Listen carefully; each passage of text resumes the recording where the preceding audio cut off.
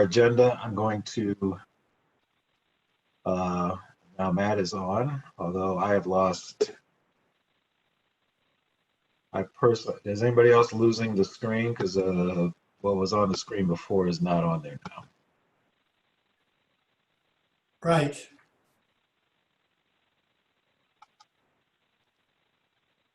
Right. I just have the individual pictures of all of us. I don't have the screen. There we go. There we are. Okay, so we're back.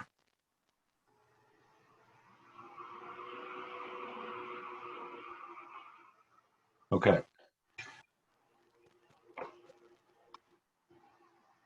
All right, get started then. The first order of business is to approve the agenda. I'm going to make a slight modification suggestion to the agenda and take the budget public hearing and suggest we move it up to right after the consent agenda. So it would be the new item 3.1, but that would be the only thing we could move. So if there's anybody who wants to, from the public who wants to weigh in on the budget during the public hearing, they don't have to wait around until we get to item 4.3.1 to do it. So I'm going to suggest we move 4.3.1, and that will be the new 3.1, and then everything else will be adjusted accordingly. Does anybody else have any modifications they want to make to the agenda?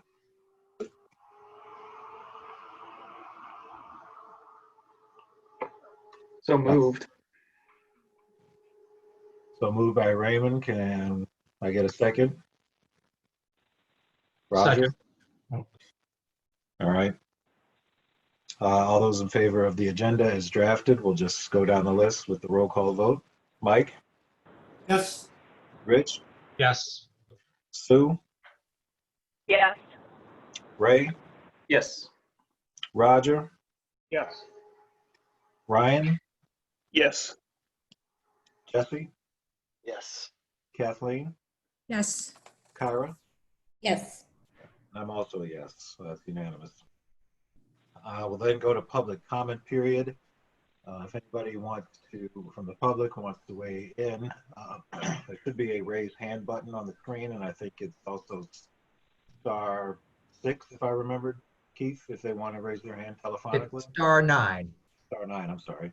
*9, or hit the raise your hand button on the Zoom meeting if you want to participate.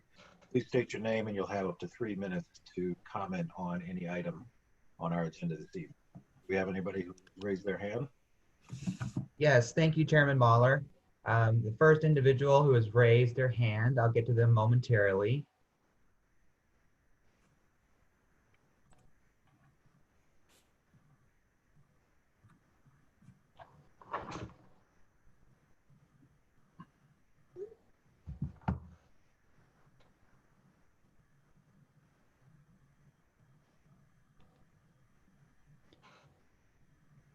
Sorry for the delay. Just one moment. So the first individual is Ms. Rachel Baird. Ms. Baird, you've been unmuted. Okay, so I have to change it. This is actually Jim Ogenson. Rachel Baird is my wife. A little technology change here. All right. So the first agenda item I wanted to talk about was the agenda item 3.1.2, which is the police support. And I would certainly hope that the AATA buses wouldn't be used for the purpose of demonstrations, but I do want to say that this offers the opportunity to talk about other kinds of police support. So there may be the opportunity to have a policy conversation. There was a number of years ago, there was a proposal to have law enforcement riding the buses as a way to surveil neighborhoods. The law enforcement personnel would surveil the neighborhoods from the buses to see what was going on, and people wouldn't realize that it was more than just the buses. That was the idea. And of course, there are also surveillance cameras on both the bus internally and externally on the buses. And the other thing that happened to me a number of years ago, I was in the Ypsi Transit Center, and the private security person called the police, and a young man who was waiting outside was brought into, it was very cold, he was brought into the Ypsilanti Transit Center and interrogated in front of us all waiting inside the Ypsi Transit Center with some incredibly personal and accusatory kind of thing. So that's just to say there's some more issues that might follow up on this particular item. Second is the 3.2, which is the FAIR policy. And I remind, as I always do, that you need to do the Title VI analysis. Any FAIR policy that might be derived out of the FAIR study needs to be looked at in the same way as the service issues. And the last is 4.2, the August service restoration. And as board members are all aware, I have been, when I was talking about the issues relating to before the pandemic about ridership versus coverage, this is what I was talking about. And this was the issue that needed to be sorted out. As we all know, when the university said you need to start having shuttles from the park and rides, as Mr. Hull stated in June, when you did that, there was just one call. But when you had the August service restoration, the south side of Ypsilanti had to have a mini civil rights movement to get that restored. So there is a dynamic that happens within this that needs to be thought through and addressed. And even the Chichester Place and the South Ypsi Township route is still hourly, even though the South Ypsilanti 47 has now 30-minute service. So there's some additional things that need to be looked at as you move forward with the service restoration. Thank you very much, as always. Thank you. Thank you, Jim. Anybody else? Keith? Chairman Mahler, we do not have any other raised hands at this time. Okay, thank you. We'll close off the public comment period and we'll move on to 1.3 general announcements. Does anybody from the board or the staff have any general announcements for the board or the public's consideration this evening?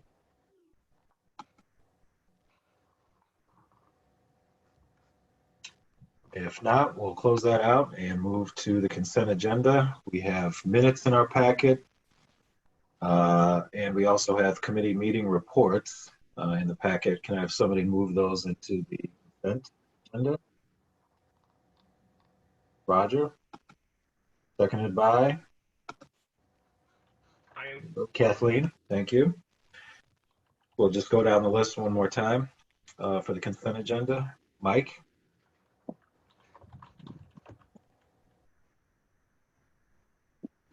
You're on mute, Mike. Yes. Okay. Rich? Yes. Sue? Sue, you there?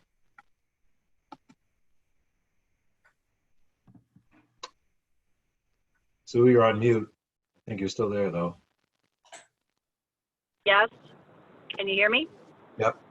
Thank you. Raymond? Yes. Roger? Yes. Ryan? Yes. Jesse? Yes. Kathleen? Yes. Kyra? Yes. And I'm also a yes. So that consent agenda approved unanimously. Thank you. So with our new agenda as modified, we will now move into the draft budget preview, followed by the public hearing. And I think Mr. Metzinger is going to take us through the preview, so I'll turn it over to him. If we can get the screen going. Hi, everybody. Good afternoon. I'm going to share my screen here so you can see the brief presentation. And is everybody able to see the screen there? Yep. Great. One moment here.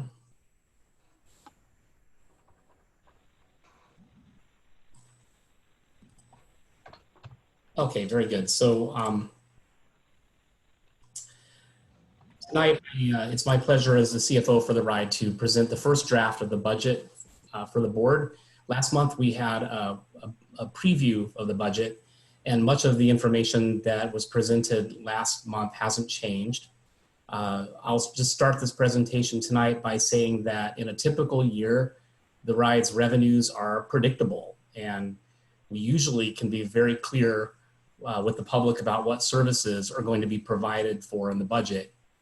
COVID-19 has brought a great deal of uncertainty to TheRide's financial situation. Some revenues, in particular, particularly state revenues, are uncertain. And therefore, there's a great deal of uncertainty today about how quickly we'll be able to restore all the services that are hoped for. Means that our budget development cycle is likely to be an evolutionary process that lasts into next year. Moving to the next.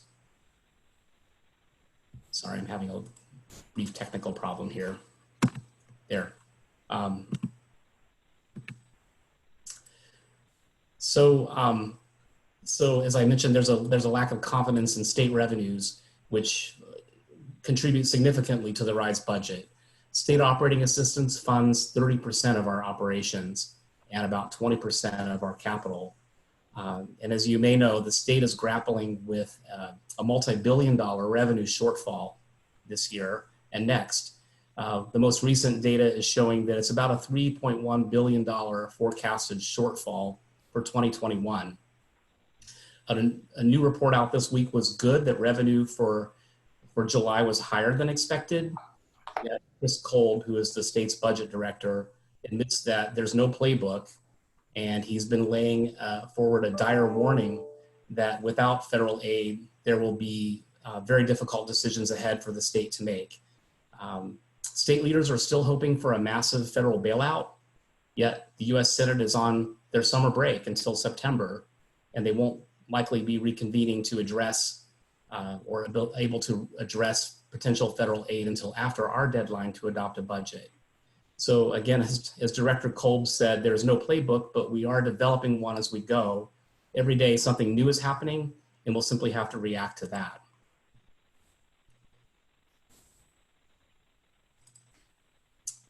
We're in an environment of great economic challenge and uncertainty, and it's a worldwide problem. Global economists are predicting economic impacts for 2 years or more. The pandemic and its economic results are going to be a long-term challenge for the RIDE to face. This has caused us to continue to treat the budget with great care in our approach. We understand that the community wants more bus service, and we truly want to serve everyone in the community. How quickly will we be able to resume services? As fast as possible once we know that we can afford to do so. As with previous budgets, this draft budget is guided by a strategic business plan. In this case, our COVID-19 recovery plan, which superseded the prior corporate business plan.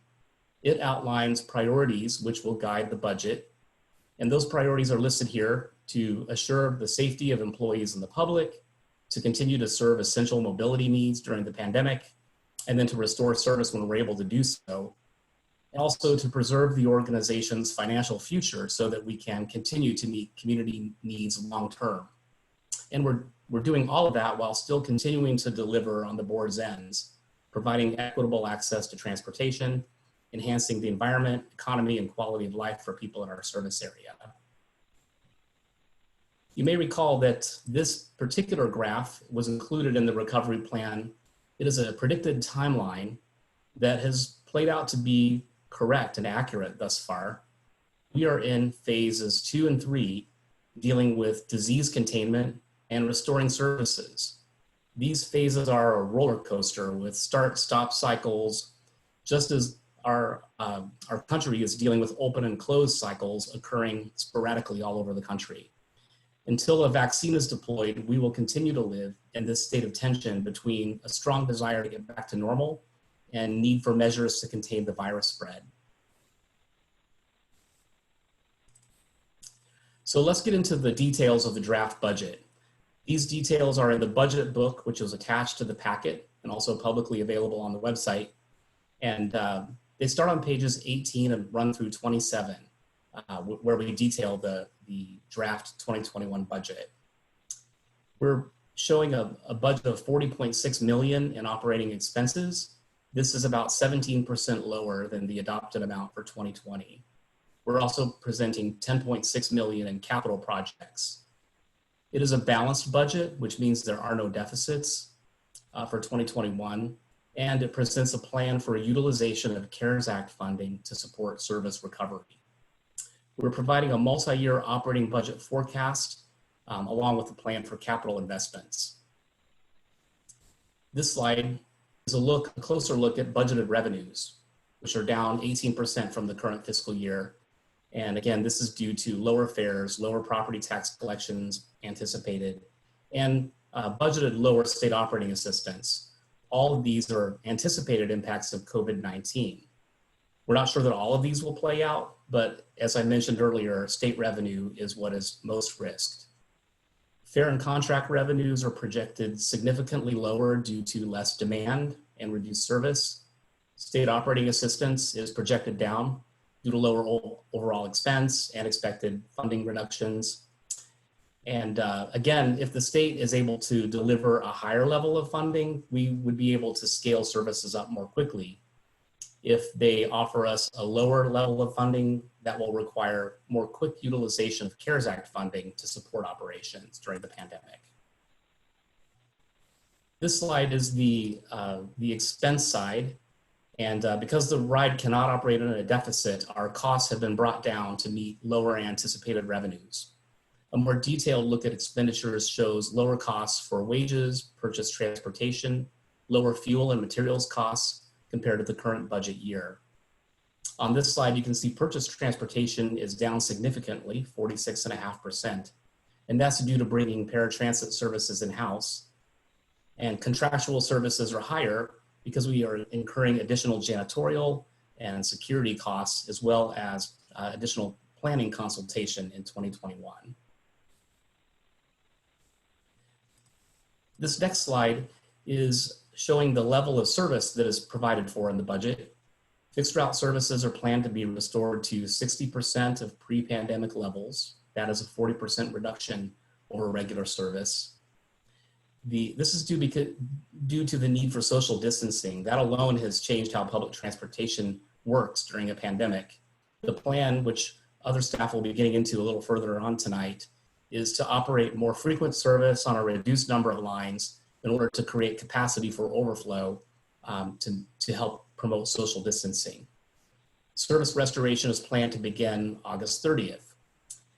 We're budgeting for a continued suspension of express ride commuter bus service, and we have budgeted capacity for air ride and D2A2 to resume service if possible. There's a slight reduction of demand responsive services due to lower demand. Across all the services, we're projecting a service decrease of 27.4%. Again, I'll say that if funding is available, our hope is to be able to restore service to even greater levels. That is going to be our deepest hope in looking at budgeting for next year.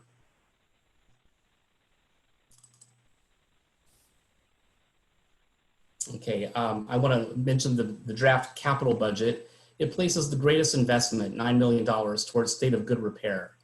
And this means replacing buses and rehabbing facilities. We're planning for additional investment in bus stop improvements, which will add value to the ride's assets, and expansion projects, including a phase 2 garage study and a budget for land acquisition, if possible, to begin working on passenger facility expansions.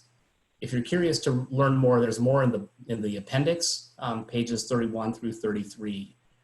I'll mention that staff are already considering some changes in the capital budget for the final recommended budget to come to the board next month.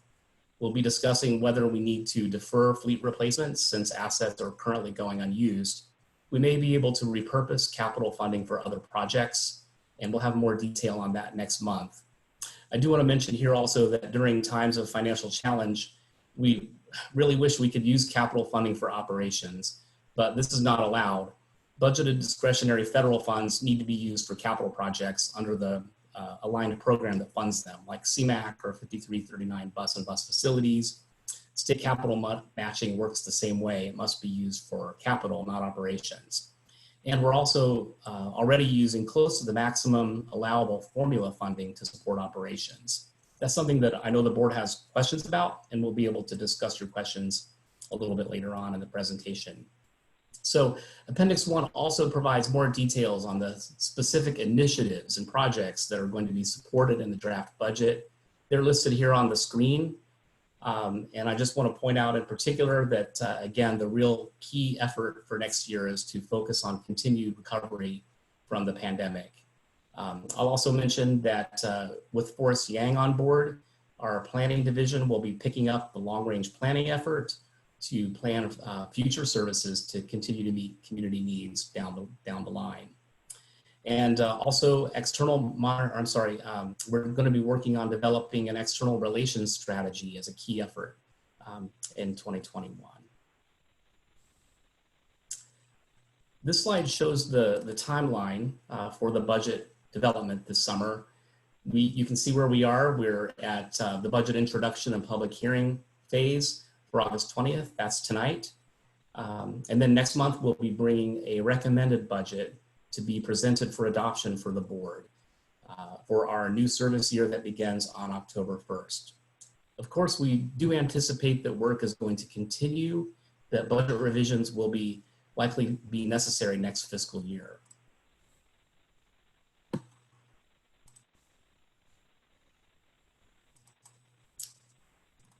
So just to wrap up this presentation and create time we want to hear from the public.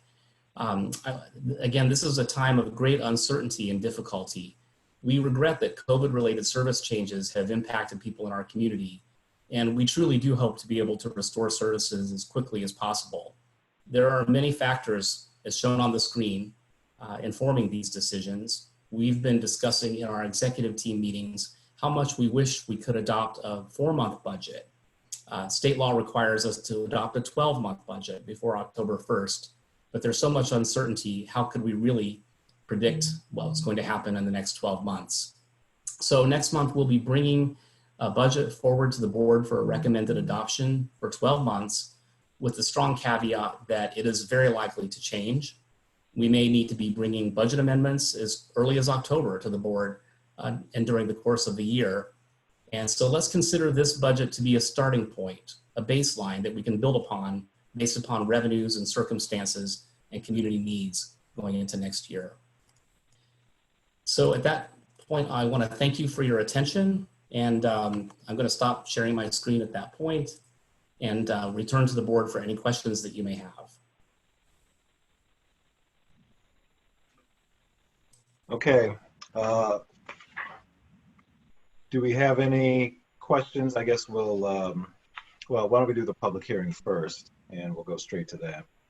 But I need a motion from somebody on the board to suspend our regular meeting and go into the public hearing. Can I have somebody do that to the record?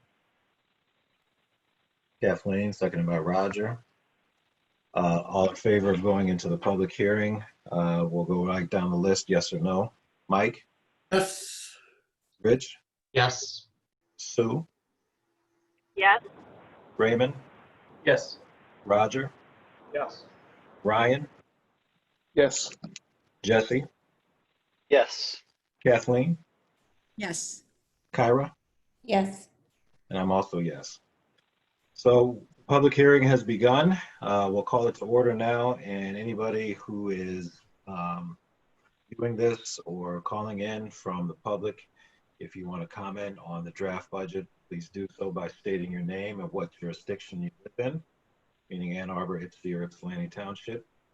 Share your comments, and you'll have up to 3 minutes to share those comments. So I'll turn it back over to Keith Book and ask if we have anybody who wants to weigh in. Again, there's probably a raise your hand button if you're on the Zoom call, or hit *9 if you want to raise your hand telephonically. Thank you, Chairman Mahler. We do have a raised hand. This is Jim Mogensen. Go ahead. Yes. So as the budget moves forward, I didn't have a chance to review the documents on the website, but I did hear that the TheRide and the D2A2 is put in as being proposed to have that service put back in. And what I would say is that I would rather that the Title VI analysis and the local service be considered before what are normally, to be blunt, middle class ridership. It's important, People like that service, but if it were at the cost of having severely reduced service for those who live in the urbanized area, I think that would be a mistake. I would also like to encourage the board. When I earlier in the meeting, I was talking about the shuttles from the park and ride lot. Instead of putting out those shuttles from the park and ride lot, the conversation should have said, just like you, we are in a huge crisis financially. And so we were hoping that you would put some of your rolling stock in place to shuttle your employees from the park and ride lots to the hospital and other places where they need to be on campus. And that should be paid for maybe by some of the parking enforcement. I think this is going to be a huge and difficult problem, and I believe that it has serious issues relating to putting the transit millage at risk. The more people you anger, the more difficult it's going to be. And I think you need to think carefully about how all of these things fit together, and to not just restore the middle class stuff, but also people who depend on transit to get around and have no other option and tend to have to put up with whatever is out there. Sorry for the angry overtone that may be in there, but I'm concerned moving forward. Thank you. Thank you. Do we have anybody else from the public who wants to comment during the public hearing period?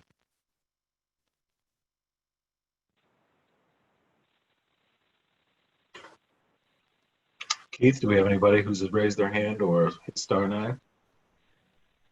Chairman Mahler, we do not have anyone that has done either at this time.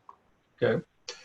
We'll close the public hearing. Thank you for your comments. We will certainly take those under advisement and come back when we consider that when we come back for final approval of the budget next month. At this time, I need a motion to adjourn the public hearing so we can go back to our regular agenda. Can I have somebody record? Roger, seconded by. Second. Second. And we'll just go down the list. Mike, Yes. Rich, Yes. Sue, Yes. Raymond. Can you hear me okay? Yes, we can. Thank you. Yeah. Thanks, Sue. Okay. Raymond's a yes. Roger, Yes. Yes. Ryan, Yes. Jesse, Yes. Kathleen, Yes. and Kyra. Yes. And I'm also yes. So the public hearing is closed, and we'll go back to our regular agenda. The new 3.2 is committee meeting discussion.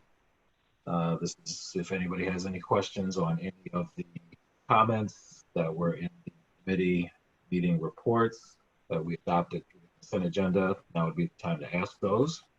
Do you have anybody on the board who wants to ask questions about the committee meeting reports?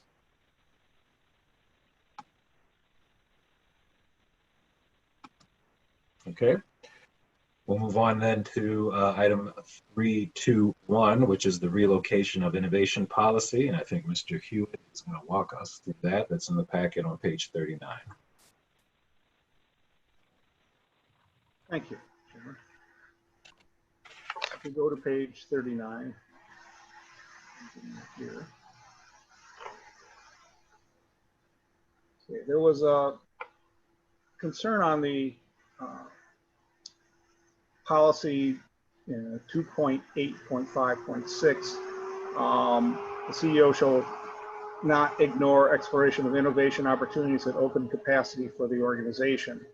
And that would be very difficult to provide evidence that no possible innovation had been ignored. After much discussion, if you read, I'll read down what we are proposing, moving that over to 2.11.1.5, which is a list of required reporting for the CEO. And we are suggesting it be rephrased this way. Annually, a presentation to the board about relevant emerging trends and technologies with applicability to the transit authority and services and innovations trialed or introduced to the authority operations over the past year. So essentially, we're requiring the CEO to keep the board up to date on both technology and innovations that are applicable to the board, and any that the authority is implementing or testing. So we feel that with the help of Rose Mercier, we felt that this was the appropriate place to put this in a list with other requirements for the CEO. So I guess I would like to move, this is the appropriate procedure, move this policy and then open it for discussion. There's a motion on the floor to adopt the recommendation of replacing the deleted language and replacing it with new 211.1.5.9. Do I have a second for that motion? Raymond? Second. So does Sue. Board discussion on the open motion then. Anybody from the board who has any comment? Raymond? Yeah, Mr. Chair, I want to thank the service committee. I'm very satisfied with where this ended up. You know, I think I was one of the folks who came back a little bit about innovation, and so I'm happy that it landed somewhere. I think this is satisfactory for me that we get an annual report that kind of talks about what the RIDE has been doing to kind of keep up with changing situations. So thanks to everybody who worked on this. I'm very happy with where it landed. Thank you. Anybody else from the board who wants to weigh in?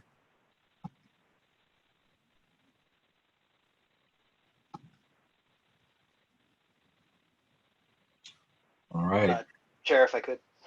Yep, go ahead, Jesse. This is I'm also,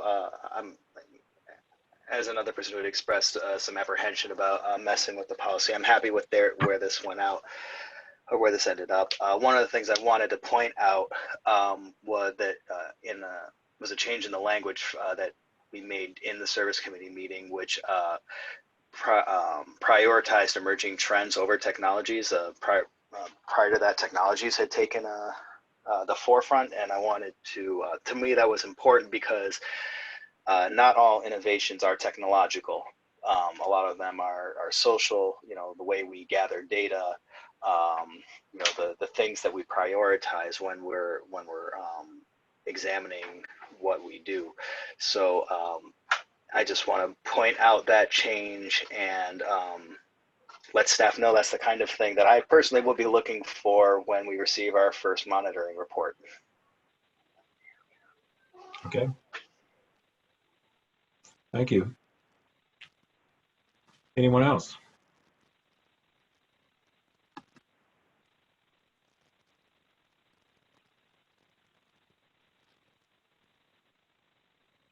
Sue, are you unmuted because you want to make a comment, or are you just ready to vote? I'm ready to vote. Okay. Then we'll just go down the list for the motion as made by Mr. Hewitt to delete policy 2856 and replace it with the new 211.1.5.9 as drafted in the packet. We'll go down the list. Mike, yes or no? Yes. Rich? Yes. Sue?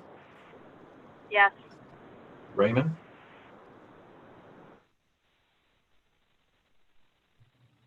I think it's a yes. I didn't hear you though. Anyway, so Raymond's a yes, I assume. Roger? Yes. Ryan? Yes. Jesse? Yes. Kathleen? Yes. Kyra? Yes. I'm also a yes. That passes unanimously. Thank you. And we'll try to get that change done by the time we meet again next month. Then we'll go on to 3.2.2, which is policy development police support. There's an issue brief on page 40 of the packet, and I think Mr. Hewitt is going to report out on this busy month for the service committee. It was, and we had actually had several meetings with a very productive discussion. As we all know, the board passed a resolution supporting the Black Lives Matter movement. There was a feeling that, a concern that in some places where there were demonstrations, the demonstrators are being taken to jail in public authority buses. And we wanted to ensure that that did not happen in our community. We had a very lengthy discussion and with the help of Rose Mercier, looked at a number of possibilities. The concern was that in a tense situation like that, the CEO had very clear direction on what he should do, that you're not putting the CEO in a position of making a decision in a tense situation on a very tight timeline that could then be second guessed by the board. So the language that I'll read here, we think offers a very clear direction to the CEO in those situations. The policy we're proposing of 2.8.5.6, the CEO shall not authorize the use of vehicles and their operators transport persons detained by the police for participating in public demonstrations. I think that it's very clear language and clear direction. And I would like to move that new executive limitation to be adopted. Motion on the floor. Do we have a second? Yep. Ryan seconds that. We'll open it up for board discussion. Anybody from the board who wants to make a comment or discuss the new recommended resolution that's on the floor?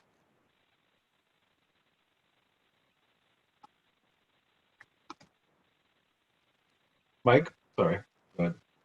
Yeah, I had a question and then maybe a couple of comments. And my question is, I think, a legal question. Person's detained. Can you be arrested without being detained? I don't know what the definition of detained is, I guess. I think you can be detained without being arrested, but you can't be arrested without being detained. Okay, so in other words, detained is a broader term that includes arrested. I would think so, yes. Any other attorneys have comments on that? Yeah, and that I'm fine with it if that's what it means. Now, I'm a little concerned with the word participating, because what if somebody was arrested who would say that, well, we're participating, we're just there to throw a bomb or something. I'm just wondering if that's too narrow a term. And I just wonder if it also has to be involved with public demonstrations. It seems to me that maybe you could end it after detained by police. And it would be broader than, do we really want to take anybody that the police is detaining? The language is there, it's only for a demonstration. I would think we don't want to transport anybody that the police is detaining or arresting, whether or not it has to do with the demonstration. I know the current hot issue is, of course, demonstration, but I think we don't have to limit it to that. It's like Roger wants to make a comment. Go ahead, Roger. Yeah, Mike, we discussed this and several potential scenarios were pointed out. For instance, in Las Vegas, when they had the shooting at the hotel, buses were used to remove people from the area who could be argued were being detained. And there would be other police actions where the use of our buses would be helpful to the safety of the situation. That's why we limited it to public demonstrations, because once you make it broader, then you put it in a situation of all sorts of scenarios that would leave the CEO uncertain of exactly what he should do in that situation. So there could be many emergency situations where people might have to be detained for their own safety, but they wouldn't be public demonstrations. Again, it goes back to the definition of detained. I would think of the police are wanting to transport people for their safety, like the Las Vegas situation. I wouldn't think they were being detained, but I'm no expert. Anybody else who wants to weigh in on that? Raymond? Yeah, I would, again, not knowing kind of the legal terminology here, I would tend to agree with Mike's interpretation that an evacuation function is not the same as a detain function. Again, maybe others who know the specifics of how that works might be a little bit different, but and I do appreciate the work that the service committee put into this, because that was always my concern, is that, you know, in instances of emergency where the ride can provide a critical service to the community in an evacuation function in particular, I like the fact that we did specify this is about kind of detainment or detention. So I'm very satisfied with that language. I could support Mike's suggested change about ending it after police, but again, I think Roger, you know, spoke to why that qualifier for participating in public demonstrations felt needed. So again, maybe it's kind of that nuance of the language of, you know, what does detain mean versus evacuate versus, you know, other scenarios, but yeah. Anybody else? Kyra? I agree with Mike and Raymond. I actually appreciate Mike bringing up that point because I hadn't thought about it, but I would be in support of changing the language as Mike suggested, leaving it after detained by police. I think emergency evacuations and things for public safety are not encompassed in the definition of detained. The legal definition of detained is more in connection with committing a crime. So I think that is in alignment with what we're trying to say with this policy change. But I'm open to hearing opposing opinions from the service committee, and I second Raymond that I appreciate all the support that they've done on this policy. Okay. Kathleen? I'm wondering if we should seek counsel with our legal counsel and ask them to give us what the correct definition is so that we're not just guessing.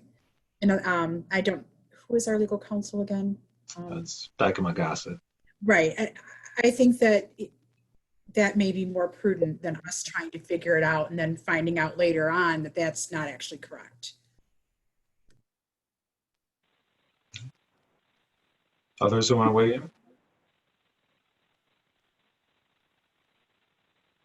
I would have to think, you know, in terms of the definition of this, you know, participating in public demonstrations makes it specific. I think, Mike, you raised the point of, well, what if somebody's there to throw a bomb? I would leave it to the CEO to interpret that as they're not really participating in a public demonstration. They're there to cause violence or damage. Is that the same as participating in a public demonstration? I think I would leave that to the CEO to weigh in. But to me, that's not participating in a public demonstration. Therefore, I don't think we could, or I don't think we would include that in the definition or who's covered by this. But I think, you know, the flip side of putting the period after police is that we're closing off every possibility that we would use the bus for something other than a public demonstration. So if we're prepared to say that in no circumstances ever will the police ever be able to use our buses when people are detained, okay, but I mean, if the majority of the board, but I don't think we've given enough thought to just what does that mean? So for instance, I can probably think of some scenarios that um, you know, the police may want to use large scale transport vehicles to move detained people. We may be inclined in some situations to offer that. I don't know. But I haven't heard any discussion about what those scenarios might be, because this is very specific. Public demonstration is, pretty narrow. We can always expand it later, but it's going to be harder to go the other way. And if we put the period after police, it's going to be hard to narrow it down later rather than expanding the definition if we keep it as it is. So I just want to kind of bring that up. Roger? Yeah, I just thought of a scenario. What if there's a riot at a jail where you have people that are detained and they have to remove people from the jail, a large number of people from jail. Something that's clearly a correct police action and protecting the public, but could be excluded on because there are detained people that they're moving. And there undoubtedly are other scenarios. That's why I like the specific language here, because it's very clear what the restrictions are, rather than opening it up to who knows what sort of scenarios could take place. If I could, I think that's exactly one of the reasons why we should have this policy, because that's the kind of thing that no voter was considering when they checked yes on our millage. I think that's going way beyond what we are being tasked to do, and this is making it clear that we're sticking to providing transportation to people who want to ride the bus, that we are not a resource to be used for law enforcement. I really appreciate Mike bringing up the idea of saying, no, we'll cut it off. Like, we are not going to transport people who are being detained by the police. The police have their own millage. They have their own funding. They have their own resources. Sorry, it's my daughter. So Ara also, I think she agrees with me here. That they have their own resources. We are not one of those resources.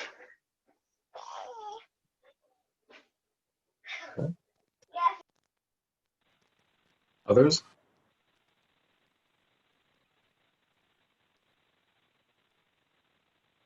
Sue or Rich or Ryan? How about anybody from the staff who wants to weigh in? Matt, any comments on it? Go ahead, Matt. Thank you. I really appreciate the work the service committee did. I apologize for not being there. Can you hear me? Not very well. Not very well. Yeah, there was a lot of feedback. You sound like you're at a distance. I'm sorry. Is this any better? Yeah. That's better.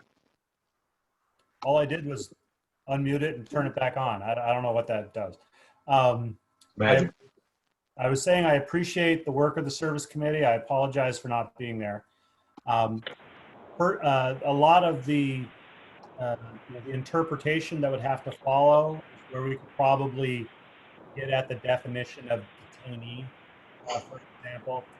I actually rather like the specificity about the demonstrations. The example that I was thinking about was similar to Roger. I get a call from the sheriff in February because there's been a fire alarm at the jail and their nonviolent group needs to be temporarily housed somewhere for a few minutes at sub-zero temperatures. Putting the period after police would pretty much prevent that, even if it was not a threat to the asset, a threat to staff in any way. And I like the specificity, as I understood this, was about public demonstrations. So ultimately, whatever the board chooses makes sense. But the tighter you can make it, to Eric's point, does make it more specific.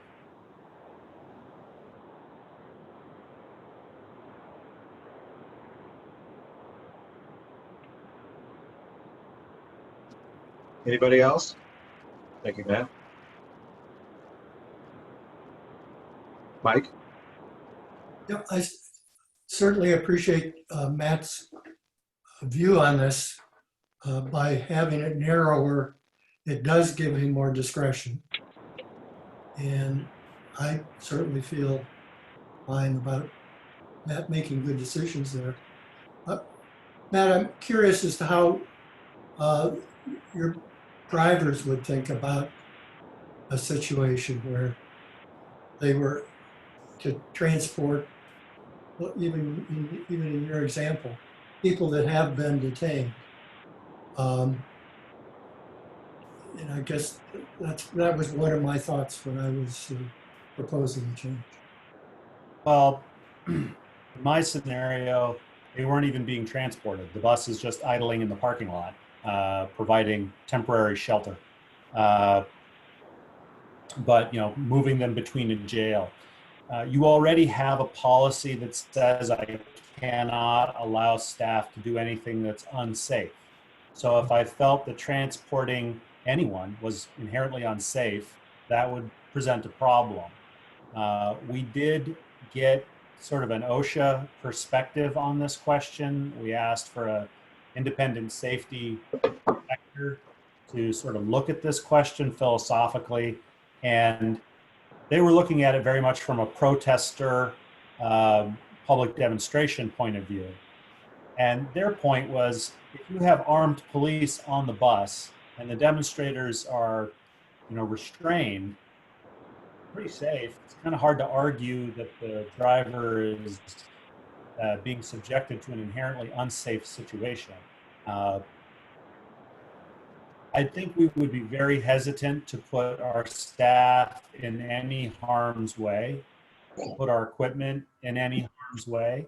But if in a situation where, we felt that safety was not really an issue, it really devolves or it comes to a question of public perception. I think Jesse said it well, are any of our assets used at all in any case by the police? And the tighter you make it does give me more latitude, transporting nonviolent personnel between jails because of the fire, even if they pay us. Is that something you are uncomfortable with? And if so, the dot can go after the word police.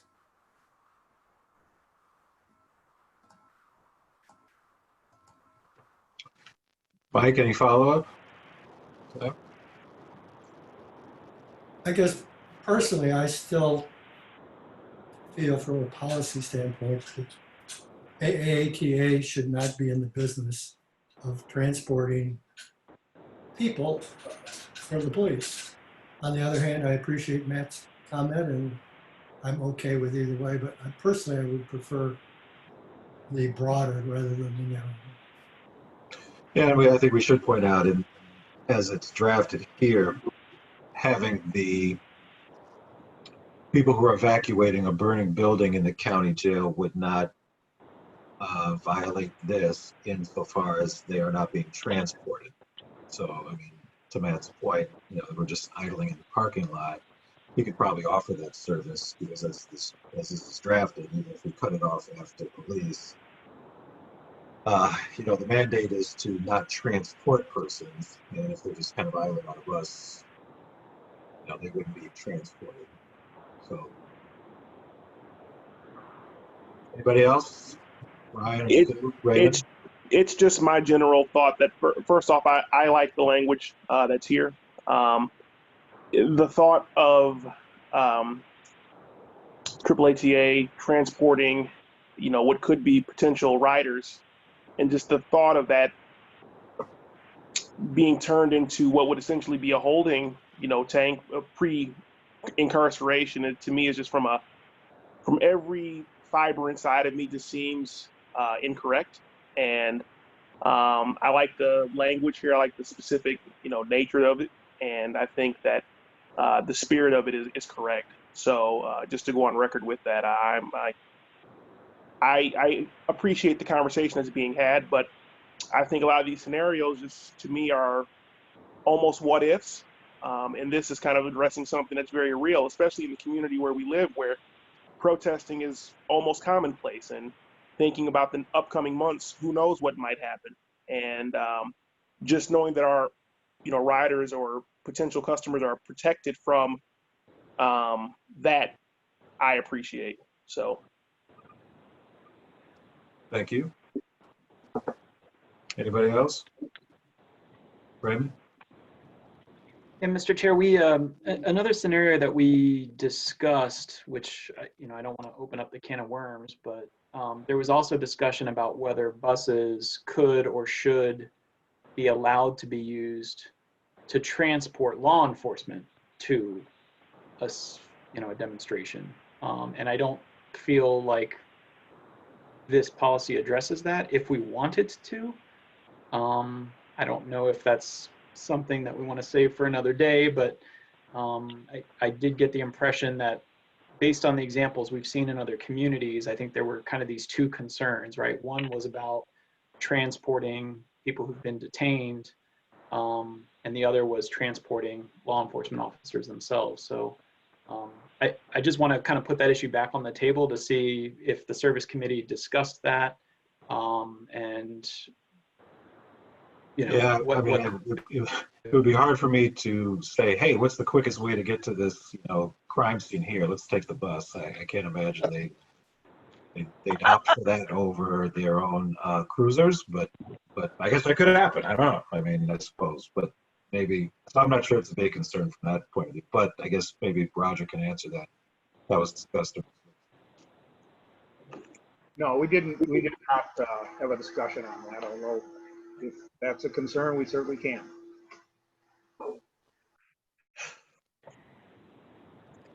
Raymond, are you proposing to amend the suggested language then to include or transport law enforcement to public demonstrations or any circumstance? Are you making a friendly amendment or anything at this time?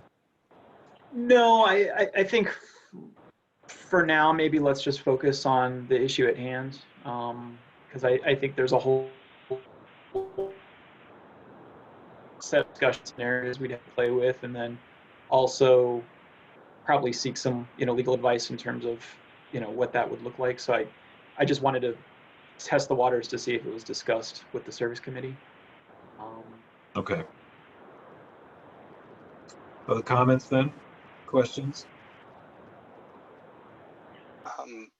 Raymond, that was I'm with you. I was just trying to do a quick Google News search because I feel like I had heard stories of police being transported to protesters because I don't know if there was so many cars were out or they're calling so many people in to transport them all to a single location that it made sense for them to be transported on a bus, but I'm not coming up with that. It is something that I'm concerned about. I also was hearing the concerns that Mr.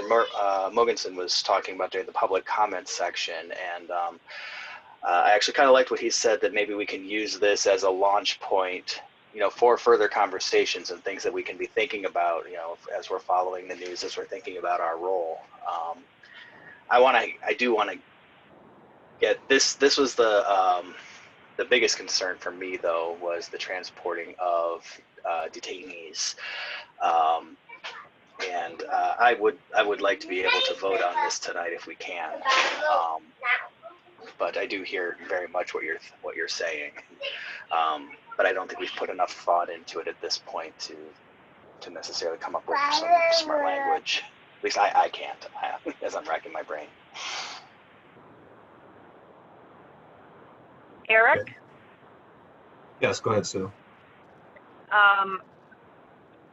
I would just add that this has been a pretty huge focus of the service committee, and I believe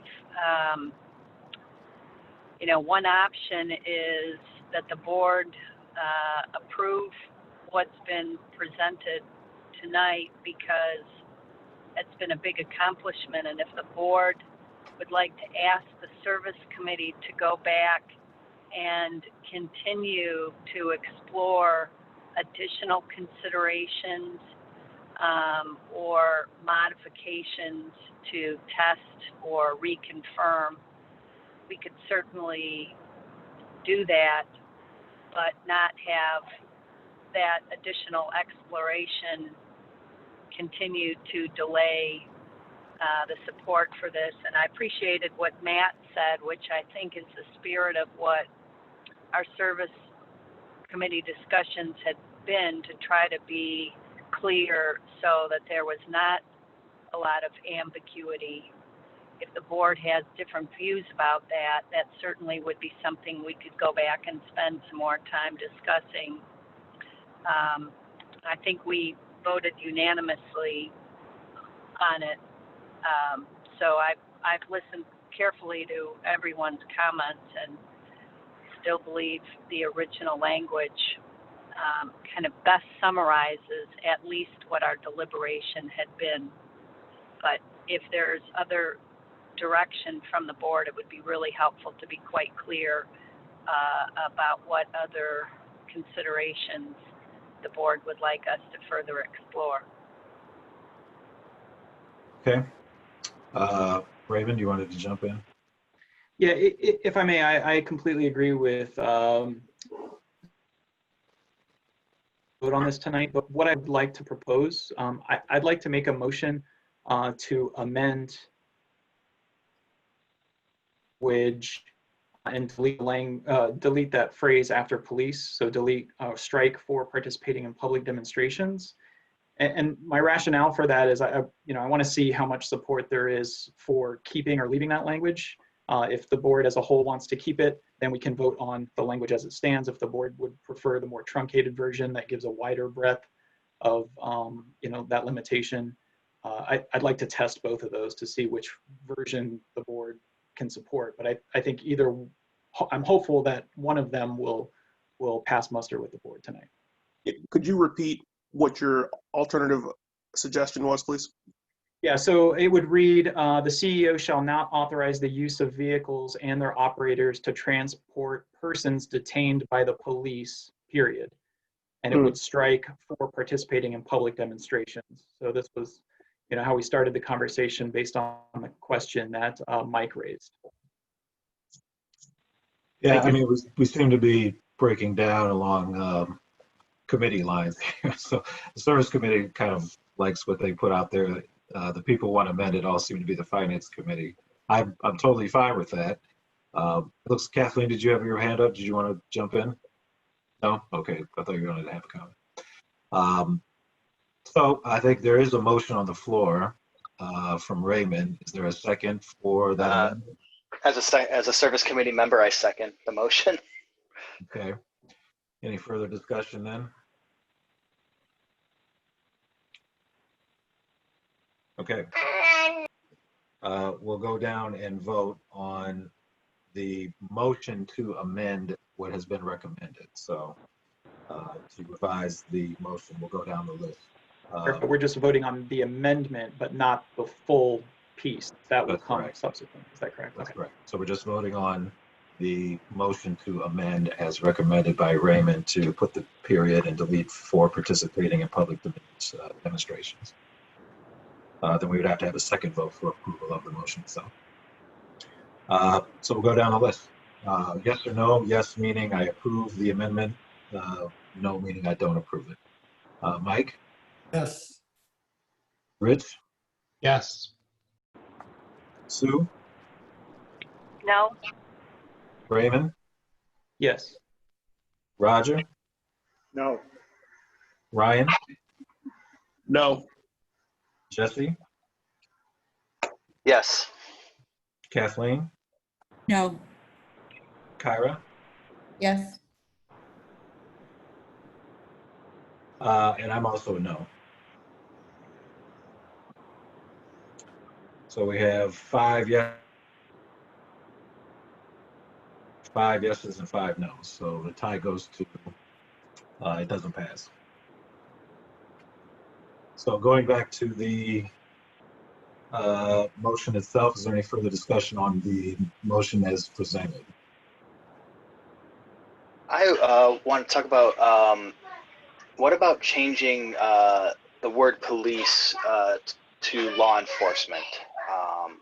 Thinking about other like federal law enforcement agencies.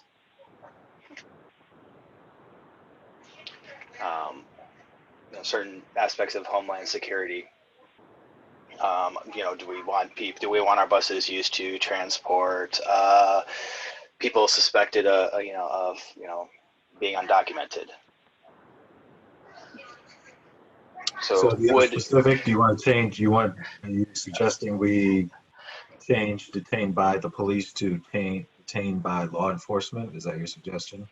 yes. It's Roger's motion, so he'll either have to accept that as a friendly amendment or put it to a vote. I guess I'll accept that as a friendly amendment.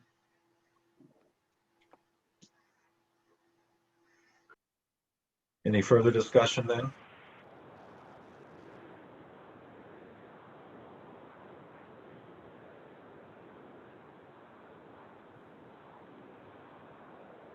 I don't see or hear anybody. So the motion on the floor is to, it's been amended now, so it'll read officially, the CEO shall not authorize the use of vehicles and their operators to transport persons detained by law enforcement for participating in public demonstrations. That's the language that's at stake now for the vote, and we'll go down the list and vote yes or no. Mike? Yes. Rich? Yes. Sue? Yes. Raymond? Yes. Roger? Yes. Ryan? Yes. Jesse? Yes. Kathleen? Yes. Kyra? Yes. And I'm also a yes, so that passes unanimously. Thank you, everybody, for that robust discussion. So we'll move on then to what's sure to be another robust discussion, which is 3.3, the new 3.3, which is fair policy development. And we have a draft, our packet that starts on page 41, an issue brief. And we're lucky enough to have Rose Mercier here to help us walk through that. I don't know if you want to share the screen, if there's anything to present, or we just have the issue brief in our packet, but looks like we will look to Rose to kick us off. So hello, Rose. Thanks for joining us again. Go ahead and unmute, and we'll turn it over to you to walk us through. So the policy that you have this evening is different than the previous version. And the reason for that is in looking at the policy, it was clear that rather than trying to write an executive limitation, what we were trying to write is a policy that reflected the fact that making adjustments to fares was a board decision. And so the way that is structured now is that it is the board saying to the CEO, don't require us to make a decision about fares unless you bring with that all of the information that we've identified, or all of the considerations that we've identified. So it's a different approach, and I think it's a more appropriate approach given the fact that like I said, the decision belongs to the board. So what we try to do is be as to capture all of the issues and the concerns that both the service committee and the finance committee identified, and I think probably the governance committee probably looked at this as well. It's had several discussions of it to bring it to this point. Indeed. So I think the action required of us then is, well, I don't know if there's actually a decision to be made at this point. Are we just looking at the draft itself? We just want to, the draft is in the packet starting on page 43. So you'll see the language there. 2.511, the CEO shall not adjust passenger fares. And then you see 2.511.1 and 2.511.2 already in the packet. And then to avoid overlap, we would strike part of 2.5.8, and instead of saying adjust transit passenger fares or tax rates assessed by the authority, would be amended to read simply adjust tax rates assessed by the authority, striking transit passenger fares or. And then in 210.4, we would eliminate the word fares towards the end of the sentence. Any board discussion or debate on this particular fare policy change? Roger, anything from you?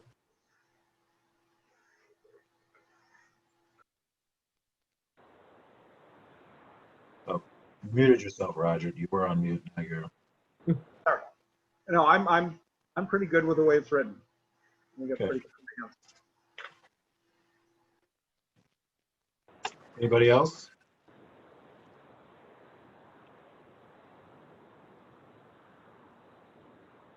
I don't see it. Go ahead, Roger. Just one comment. I mean, there was concern in the service committee. I should have mentioned this, that fare discounts provided to low-income residents might exclude other people who needed assistance. That's why I think C has been added on the impact of the proposed adjustment on equity among different fare categories. Sort of a reinforcement that there may be a need to address concerns of our riders that are not just fall into a particular low income category, but there may be other categories that we believe also might be important. Geographic area is one that came up. So I think the addition of C broadens that concern of the board, and I think gives the CEO more direction on how to proceed.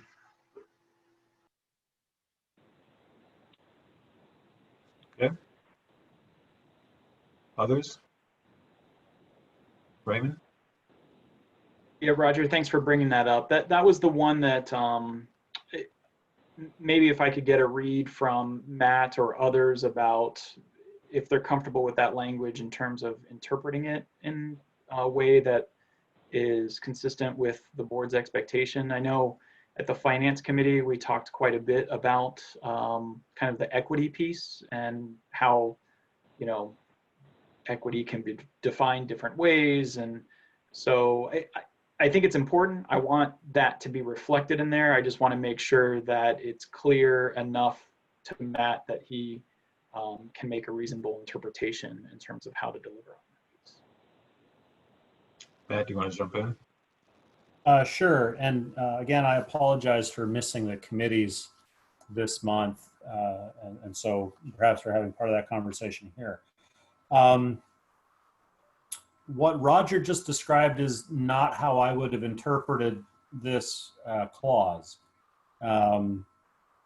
The impact of proposed adjustments on equity among different fare categories, what I probably would have interpreted that as, you know, if person A is paying full price and person B is getting a discount, then arguably person A is cross-subsidizing person B. And so equity would have been interpreted sort of who's paying and who's benefiting. The inclusion of low income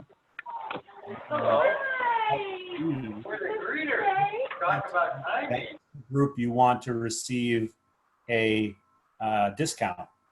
You didn't ask for discounts by geography. And I'll be honest, Roger, that had never occurred to me. And I'm not sure how I could legally say the people in this neighborhood pay one rate, the people in that neighborhood pay another. I don't know how that could happen. That said, federal law, which I must comply with, I believe requires us to provide a steep discount to seniors. And John, Brian, correct me, there's another group there, seniors and persons with disabilities, maybe? Correct. So legally, I'd have to come back to you with a fair structure that provides a discount for seniors and persons with disabilities.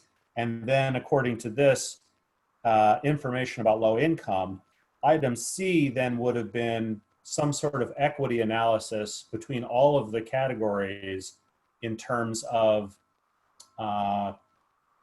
maybe I would have interpreted it like if the federal government says the fares for seniors, I believe, are half price. If I came back with a low income fare that was 75% of full price, I'm just picking a number out of the air, I would need to explain to you why those numbers were different as opposed to just having the same discount across the board. So that's what I was thinking about when I first saw item C. Now, I'm going to have to come back to an interpretation, and I think everything hinges on the word equity. I think between different fare categories is pretty clear. So I would have to come back with an interpretation and define what I mean by equity. And at that point, the board could decide, the interpretation is reasonable, but it's not really what we meant. And maybe that's the discussion right now. And if you want to refine that to be more clear, that would be wonderful. Or we can just sort of wait for it to come out in the wash and see how I interpret this the first go around.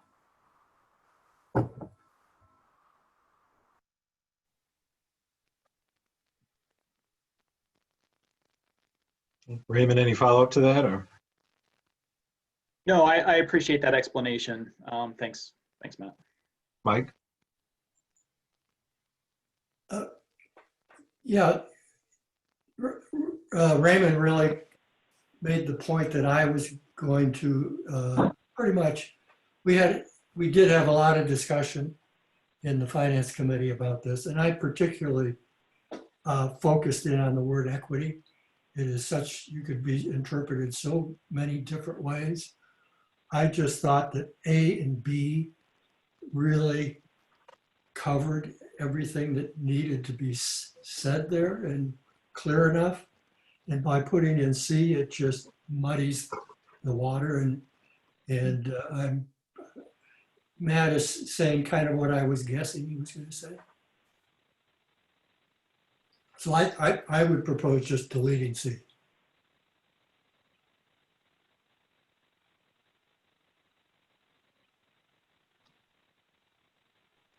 So this came out of Service Committee, correct? So this is their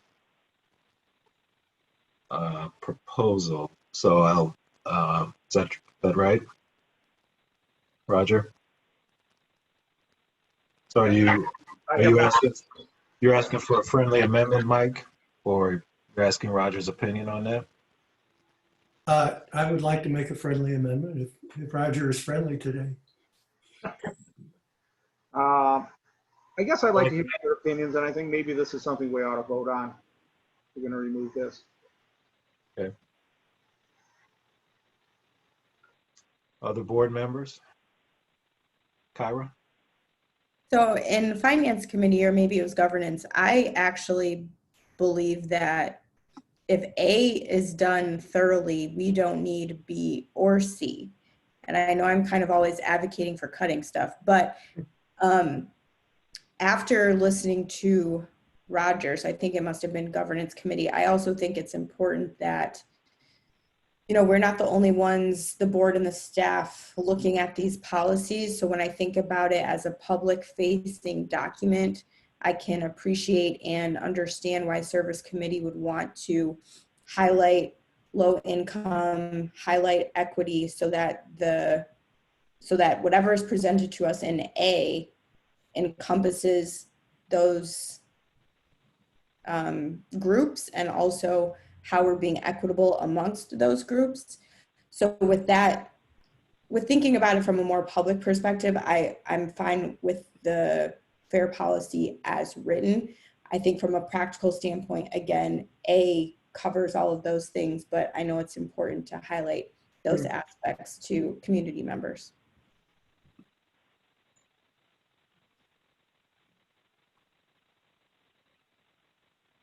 Okay, other discussion from board members?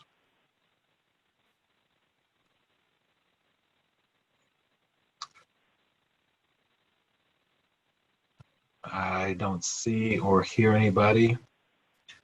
So, Mike, do you want to make a formal motion to eliminate C? Yes, I would.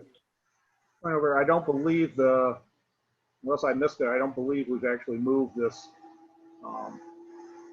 There's Oh, been a, you're right. I think you're right. So yeah, let's first move the proposal as drafted. yeah, I moved that proposal.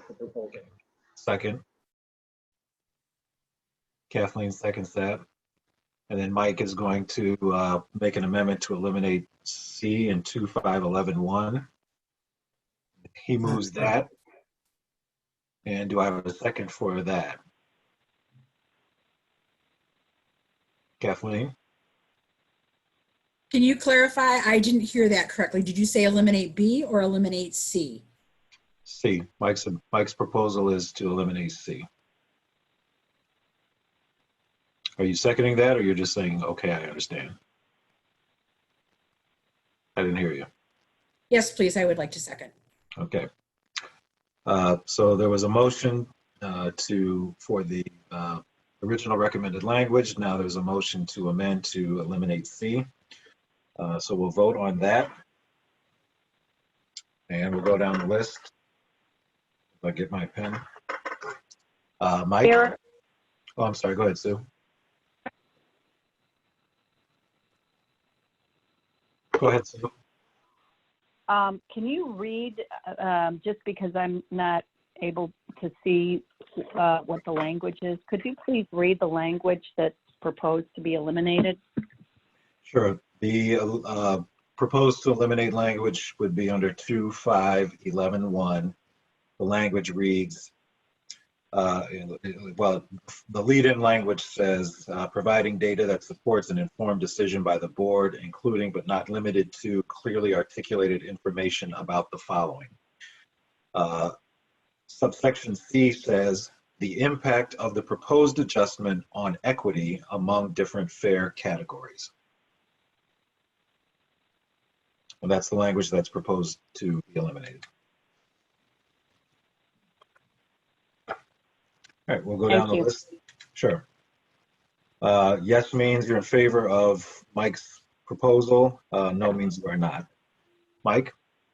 Yes. Rich? Yes. Sue? Yes. Raymond? Yes. Roger? No. Ryan? No. Jesse? No. Kathleen? Yes. Kyra? No. And I'm also a no. So we have 1, 2, 3, 4, 5 yeses and 1, 2, 3, 4, 5 no's. I think one tie was a precedent. Twos is completely off the chain. So we have 2 ties. So that does not pass.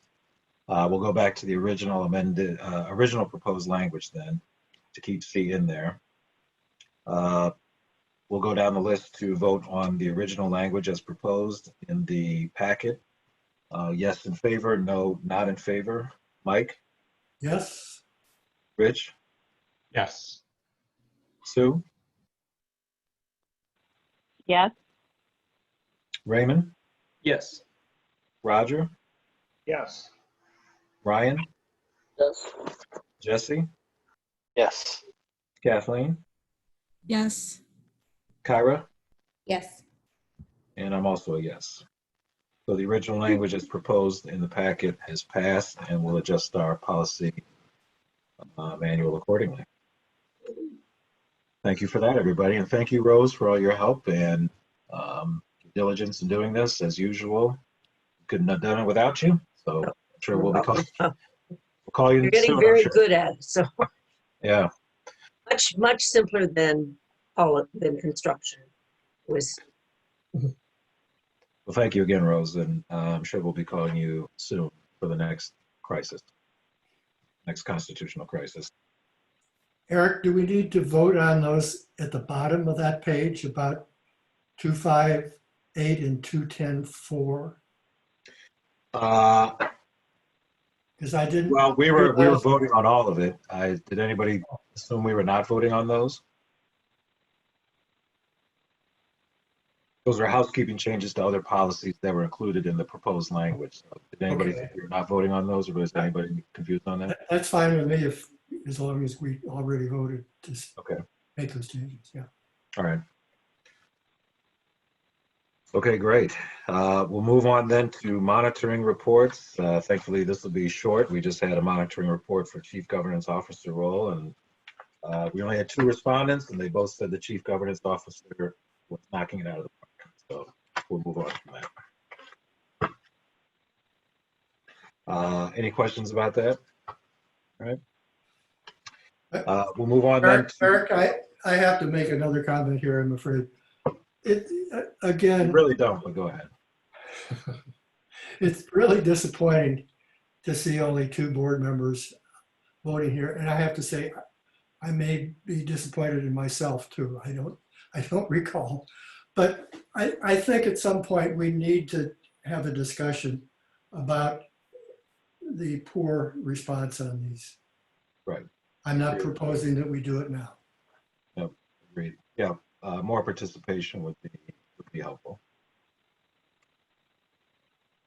So thank you for mentioning that. Okay, then we'll move on to 3.4, which is our LAC report. And we have an issue brief in our packet about the LAC. And this is teed up for Kathleen to take us through this issue. So Kathleen, I'll turn it over to you. Thank you, Mr. Chairman. I'm bringing this to the board from the Service Committee in hopes of receiving direction in how to proceed. The LAC is a vibrant community that supports our AATA, and their current charge and bylaws do not reflect the policy governance model that we, the board, have adopted. And as of now, there is also no formal policy in our board policy manual related to the LAC. I believe that the board needs to develop a policy regarding the nature of the LAC, its role in supporting AATA, the CEO, and the board by having a formal policy that would give direction to the CEO, a foundation, so that a new charge and a new bylaw can be done. I don't think that, I think that that would be wise. Wondering if the board concurs with that a policy should be developed about the LAC so that we can move forward. I feel like we're just sort of spinning our wheels here.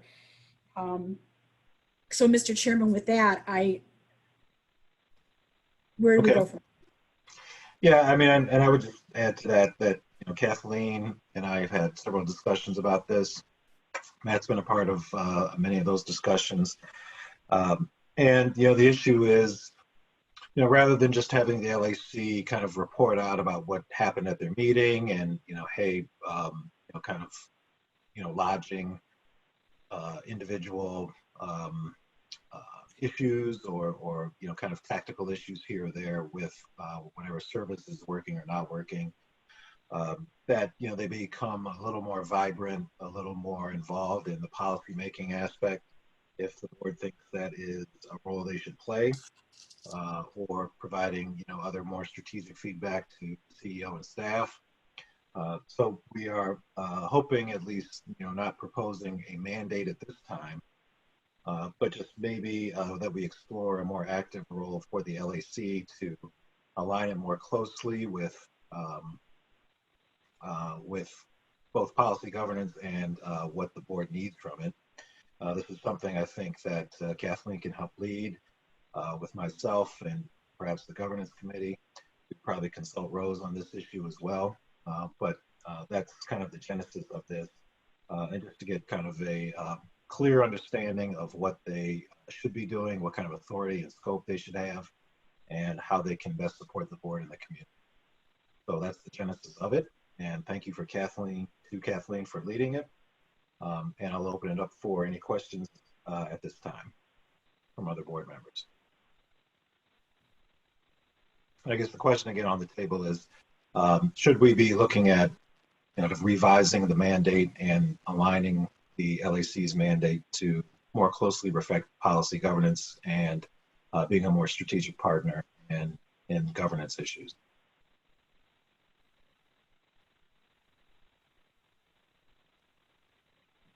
I would support that. Thank you, Rich. Others, Roger? Yeah, I would also support that, and I think I mentioned in the notes there that the LAC could have both a policy aspect to it as well as an operational aspect. And the operational aspect should go directly to the CEO instead of just one report that goes to the board. Trying to separate those two functions for the LAC, I think, would be helpful. Others, Kyra? Yeah, I would be in support of that. I'm really happy to see this being brought to the full board. I think the LAC has provided us in the past with good policy feedback and often helps us with blind spots that we might not see in doing policy or interpreting monitoring reports. So I would, be happy to work with Kathleen and the governance committee on developing something policy-wise for the LAC. Okay, thank you. Others? Raymond? Go ahead, Sue.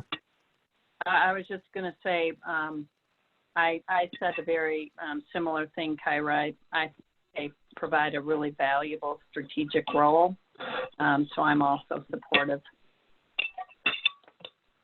Thank you. Raymond? Yeah, echoing what everyone else is saying, I think having an advisory committee and especially a sort of citizen-driven advisory committee is a really important function.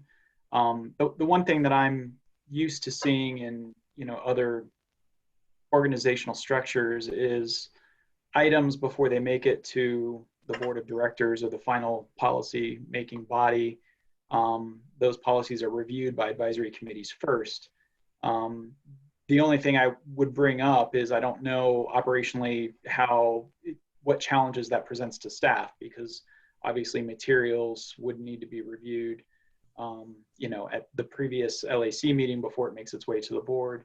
And so one of my questions, if the LAC plays more of a sort of kind of sounding board for the things that come to the board, is there any procedural difficulty or timeline or scheduling difficulty getting that information from staff to the LAC making a recommendation before presenting that to the board? So I guess that's a question directed at Matt. Yes, it would be complicated. It's probably something that can be done. Whether or not you should, I think, is the question you should accept first. And that kind of goes back to Kathleen's question and Roger's comment about what does the LAC provide feedback for? In my time here, I would say 99% of their feedback has reflected operational issues, which really, once the staff have heard it and addressed it, it's coming back to the board seems a little redundant. I understand the LAC didn't used to come to the board at all until about 10 years ago when they started to come to every meeting. Since then, it's always felt kind of like an awkward conversation, and we're not quite sure what to do with it.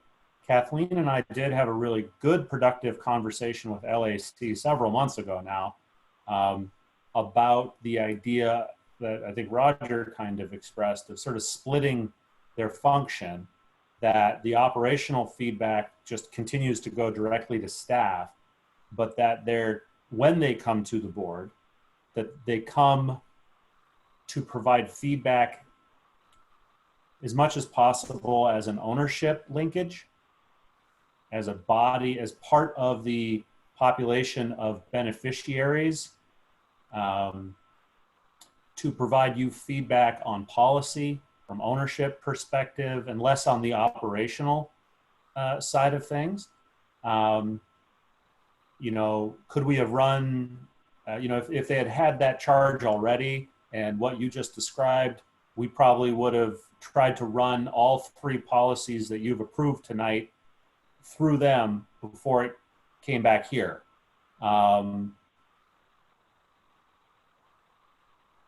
To what purpose? would be my question. Why would you do that?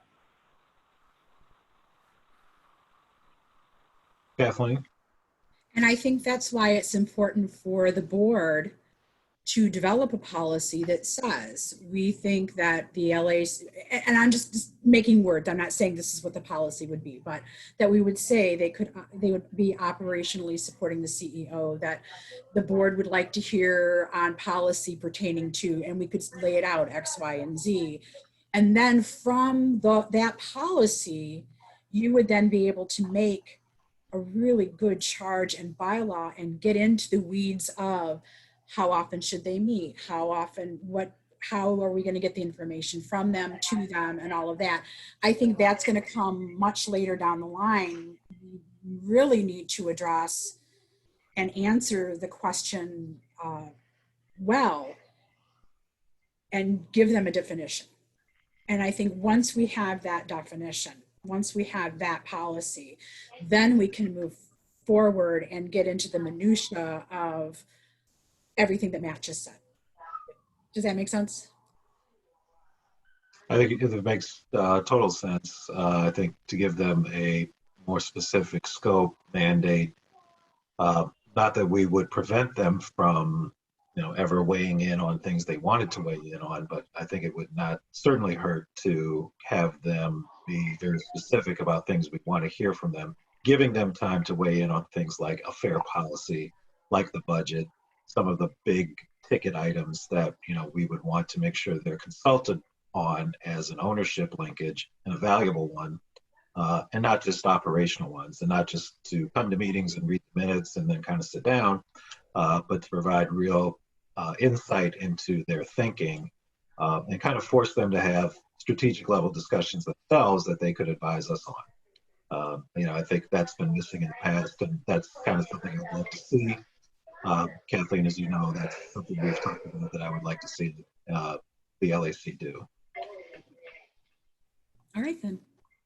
Thank you. How about this in terms of next steps? Kathleen, along with the governance committee, will work out some maybe draft language, think about how to shape this, and come to the board at a later time with a recommendation about the LAC. Anybody opposed to that? Okay. Thanks, everybody. We'll move on then to Section 4, strategy and operational updates from the CEO. And I'll turn it over to Matt to kick it off with 4.1 COVID-19 recovery plan updates. Thank you, Mr. Chair. I think John said very eloquently a lot of the context that I would have said about the uncertainty facing us with the budget in particular. And I think that a lot of what Brian will talk about with respect to service restoration, a lot of it hinges on the uncertainty, particularly with the state budget. And I'll just give you a little more detail about what we've heard from Lansing. John is correct. Essentially, the states were playing chicken with the federal government, hoping to avoid having to make very difficult budget decisions for the federal bailout. That has not happened. Senate has adjourned, and we don't know if that's coming back or what. So now the state of Michigan is kind of in the corner. They have about 40 days to come up with the budget for next year, and they have a $3 billion hole. What we're hearing is, fairly dire, frankly. Insiders in Lansing are telling me we should expect cuts, both to capital and operational funding. What will actually happen between now and the end of September is anybody's guess. So we just have to remain flexible. As John said, I think he alluded to, timing is also going to be problematic here. Originally, they were supposed to have their budget done in July.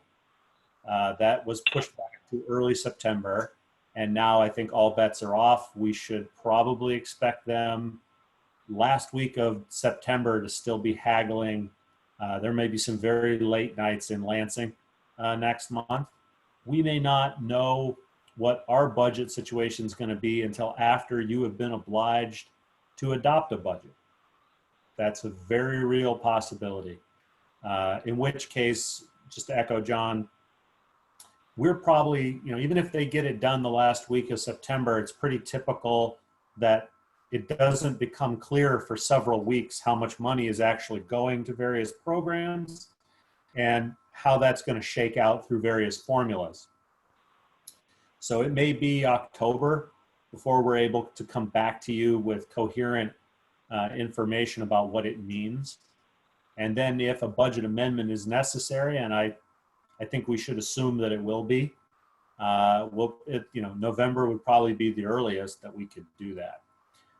Then at least we would have that uncertainty behind us, and we could begin to look forward to more service restoration, if that cookie crumbles in our direction. So what Brian's going to talk about is, the restoration of services that we know we can support based on our projections, based on John's assumptions from earlier. We're very confident in this. If we get good news from Lansing, then hopefully this is just the beginning and we're going to be able to come back with an amendment to restore more services. But I have to knock on wood. I don't want to jinx it. So with that, I will maybe ask Brian to just recap how things are going in terms of the August restoration. Forrest can jump in as needed, and maybe give us a sense of what you're hearing from the town halls as well, because we've had some very vigorous discussions. I know several board members have listened in. I listened into the one this afternoon as well, and really good feedback. Really reinforces how many people in this area rely on public transit, which is important, and how much we have yet to do. So with that, Brian, give us a bit of an update. Thank you, sir. Would be happy to. We have completed our public meetings that we had scheduled, and I've been sitting here trying to think of how best to categorize the feedback and came up with this, so that we've had robust, passionate comments, participation in these town halls. I will say that in my career, this does seem to have allowed more people to join the conversation than a typical public transit town hall. We also have had to be presenting a service package that frankly I would have never expected to be presenting. So obviously there'll be interest in that as well. I would say too that the areas of largest concern that came out were places that will be temporarily without fixed route service. And without sugarcoating it for the board, there are definitely areas we can't serve within the budget constraints and the limited bus capacity that we have while operating during a pandemic. We heard from many of those folks, and while we do have mitigating services offered for a lot of those places, either with FlexRide or A-Ride, often those, either the cost or the hassle of arranging them were cited as unpopular and barriers to use. That being said, I do believe what we've offered up for August 30th is the best that we can do, given the 60% service reduction, to the 60% service level that we're at. But I do want to make sure I'm representing properly the public feedback. And I do thank Kathleen and Jesse who joined in the town halls. Kathleen, who sat through many of them. I really appreciate that. Thank you. So it is my fervent desire that hopefully the state passes a budget that allows us to restore services and we can get back to offering the level of public service that frankly attracted me here. I would say that to cap it off today's statements, we heard a lot of folks who said they moved to Ann Arbor, they moved to their neighborhood, they moved to the housing unit that they chose because there was public transit available.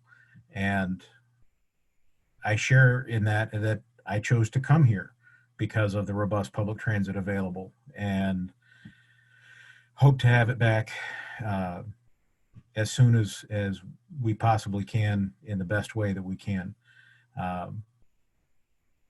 With that, we do stand ready to roll out that service on the 30th, and would be happy to answer any questions, and would also then ask Forrest if he had anything to add.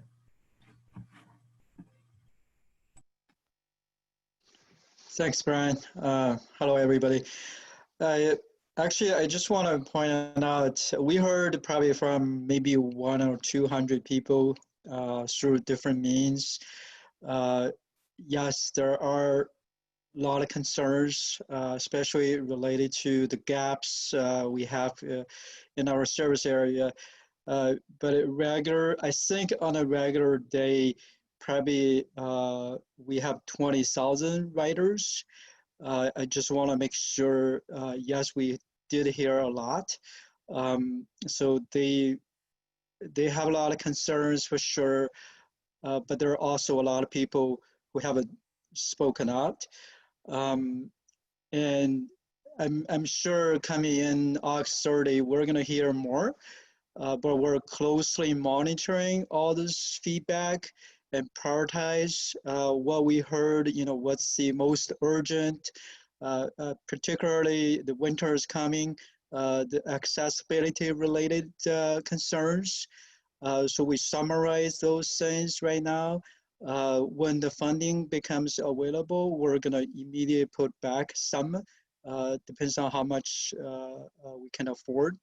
But I do want to comment on Brian's leadership in those public town halls. He did a great job. I know it's hard for everybody, for the whole organization.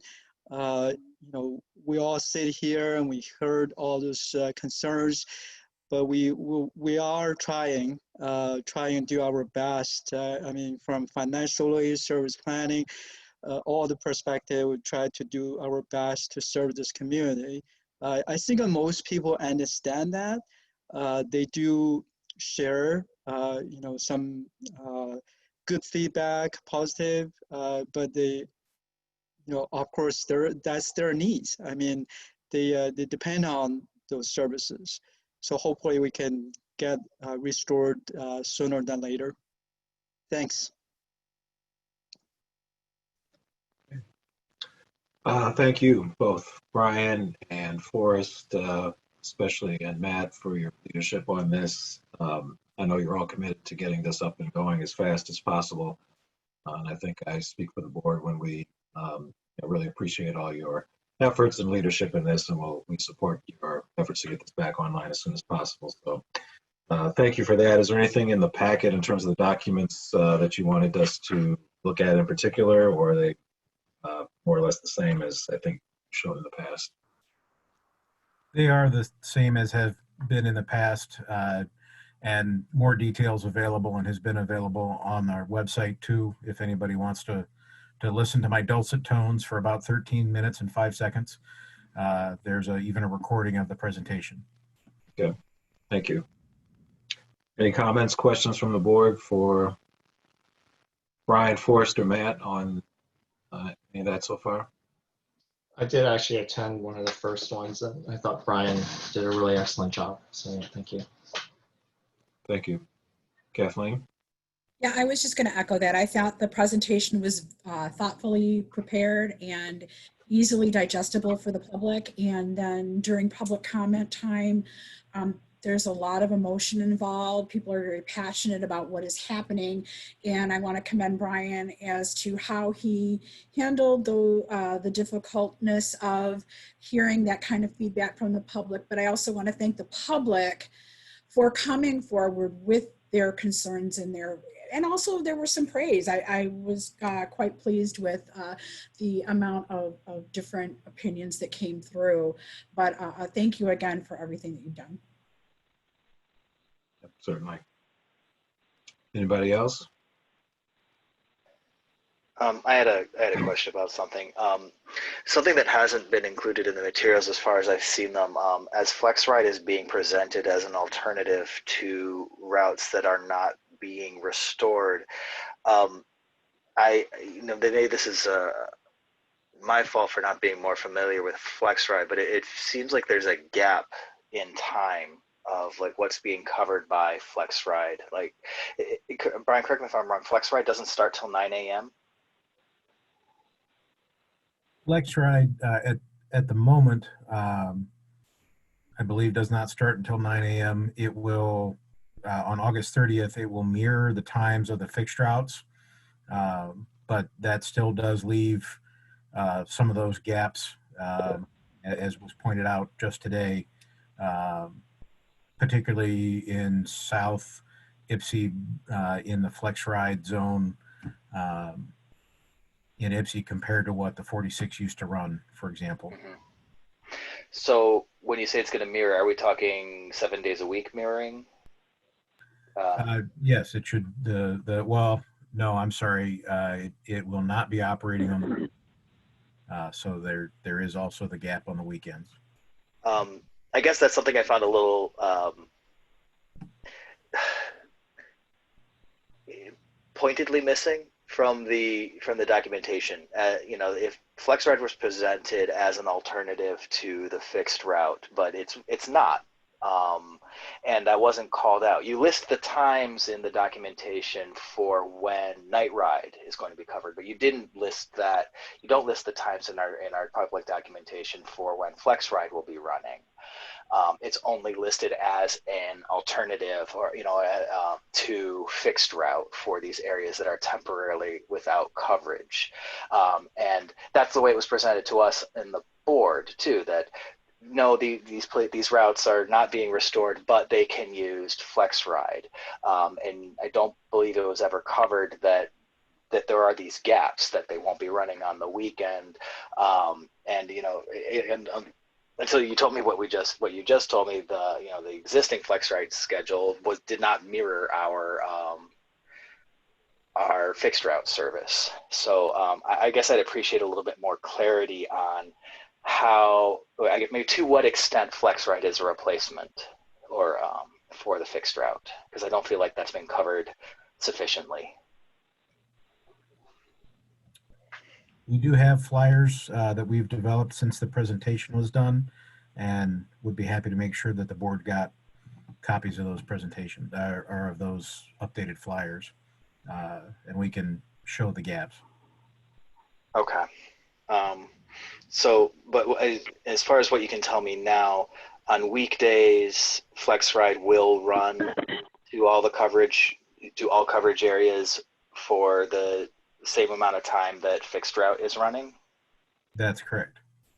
Okay. So that's like what, 6:15 a.m. or I'm sorry, I don't remember the times off the top of my head. I want to hear it explicitly, because this has come to me a couple of times, and I want to be able to get back to people on that. Certainly. Let me pull it up so that I'm quoting not from memory, but from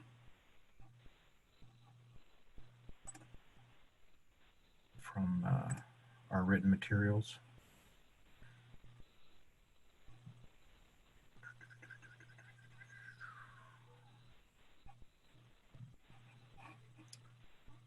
I apologize. Give me just a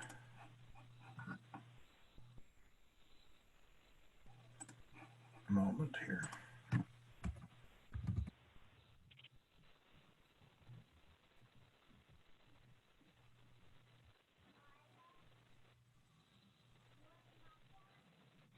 I'm sorry to put you on the spot like this. I did try to find the information on the website, and I came up short. Okay. No, it actually is in the presentation link on the website, so I can. Okay. I think I was looking at the documents that have been in our board packets. Not have been there. While Brian's looking, Kathleen, did you have a question you wanted to answer? I actually did. I guess I want for my own edification, FlexRide we've always had. And so we hold a contract. No, we have not always had FlexRide. I mean, okay, we have had FlexRide in some sort of form in certain areas before the pandemic. Yeah. Now we have the pandemic. And so we have a contract with a company that provides services for FlexRide. They were under contract Monday through Friday. And so is that why we're not able to provide service on the weekends? I'm sort of just trying to help Jesse out, trying to figure out why we're not getting to the weekends with FlexRide. So that's the starting point of the explanation, and I was able to bring up the document I was looking for. 6 a.m. to 9:15 p.m. and 7 on the weekdays, and 7 a.m. to 8:15 on the weekends is when the FlexRide service will be running. And what it ran prior was just Monday through Friday. So that was where that limitation came from, and basically as a cost control measure. You know, none of what we're putting out there as a substitute for the fixed route is truly going to be an ideal substitute, and I represent it only as the alternative that we have, not as something that I would say I would want to do necessarily. So that was where that limitation came from. It is one of the gaps that we've noticed, and if we determine that we have the money available for it, I'm confident we could ask our contractor if they would be willing to provide that service on the weekends. But it's a limitation that comes down to the cost. It's Golden Limousine is our contractor. They've been fantastic to work with, very accommodating, very eager to provide what level of service that we've been looking for. So that's certainly something that we can look at.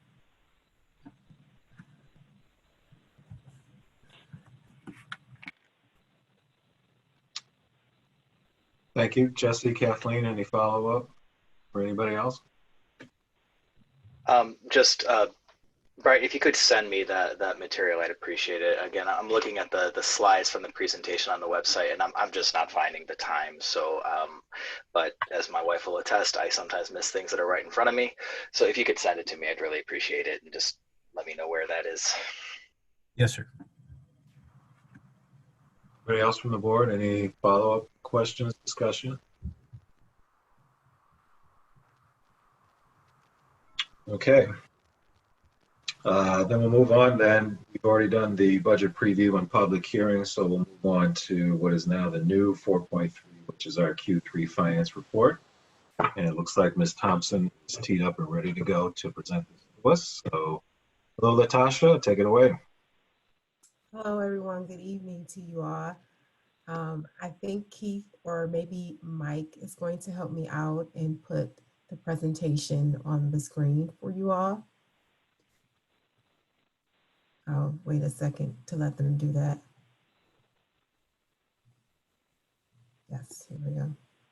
Okay. All right. Go to the first slide. Thank you. Thank you, Mike.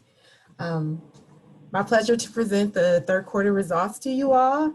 As many of you have probably looked at it in the board packet and was part of the finance committee, I'll keep it short and sweet. If you could move to the next slide for me, please. So the story for the third quarter was probably what most of you expected and what we expected as well. This is the first quarter with the full effects of the pandemic in it. And so with that, our revenue was significantly down 4.9 million from the budget, with the lack of passenger fares, the lack of certain services that we typically do, the TheRide, D2, A2, cut routes, as many of you know. And expenses was down about 4.5 million as well, which shows that we're right in line with that reduced service. We were able to cut a lot of those costs. So that was right in line with the revenue, giving us just a small surplus of 7,402 for the quarter. And if you could move to the next slide. So on the balance sheet side, we were able to maintain a strong balance sheet, primarily because our expenses were lower. So there weren't significant changes with most of the balance sheet. The cash stayed strong, giving us still a target cash reserve of 2.5 months, and $10.04 million. So we stay strong, in a strong position for the quarter. And with that, I'm going to leave it with that. And if you have any questions, I will entertain them at this time.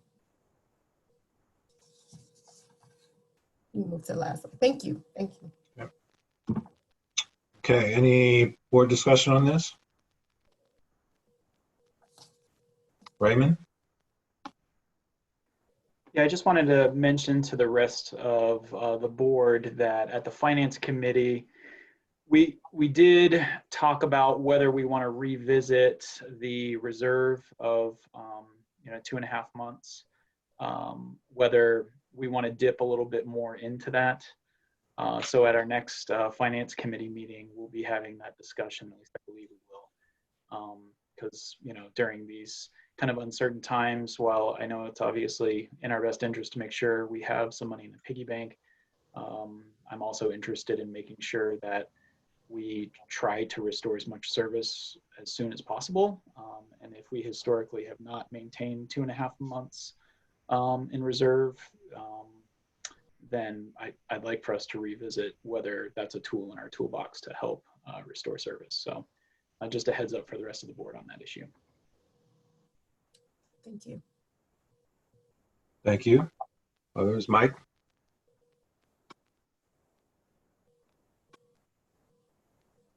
There we go. Yes, thank you, Latasha. And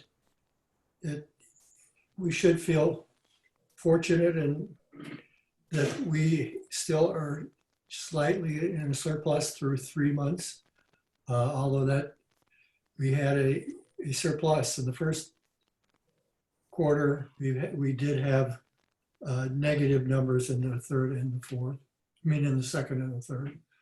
And of course, we're all looking forward to the fourth quarter. It's important to mention that we basically have this $7,000 surplus through 3 quarters without yet having to use any of the CARES funds. And John, I will ask you to correct me if I say anything wrong. But they do expect to have to use the CARES funds in the fourth quarter. And we will approximately break even for the year after utilizing those. But I think these are really good results given what adverse effect and unusual circumstances we're facing. And of course, they were also made possible by the very painful actions that the staff had to do in terms of reducing expenses, particularly reducing the salary and expenses for our staff. But we look forward to the fourth quarter. It looks like John maybe wants to correct me, and I'll be happy to hear what he has to say.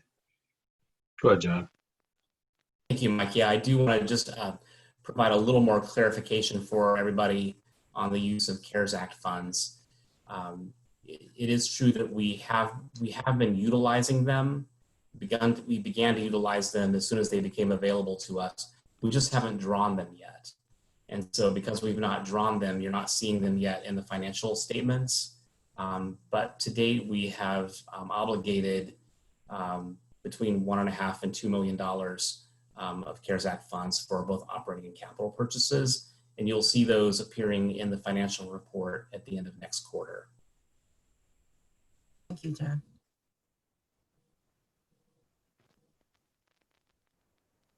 Any other board member? Matt, you want to make a comment? Thank you. Just very briefly, just adding to all this, our quarterly financial statement looks good. As John is saying, yes, we have been drawing on the CARES Act funding, but as Mike said, it was not without the pain of reducing our expenses first. But because of all of that, the quarterly balance sheet looks good, and we're probably going to continue to have good looks in this regard. We can entertain the conversation that Raymond has suggested about should we choose to draw down our reserve rather than be forced by circumstance to draw down our reserve. And just to put this in a little bit of context, John and I are paying attention to how other transit agencies are using CARES Act funds, and it's still pretty murky. We can't get a direct answer from the federal government. But the leading agency, we took a tack of making difficult decisions early and then husbanding the resources and trying to spread them out. One of the agencies that took the opposite tack was the New York MTA. That's the bus and subway system in New York, obviously much larger, much different animal. But they did not reduce expenses considerably. They stopped collecting fares. I don't know that they did a whole lot of layoffs related to this.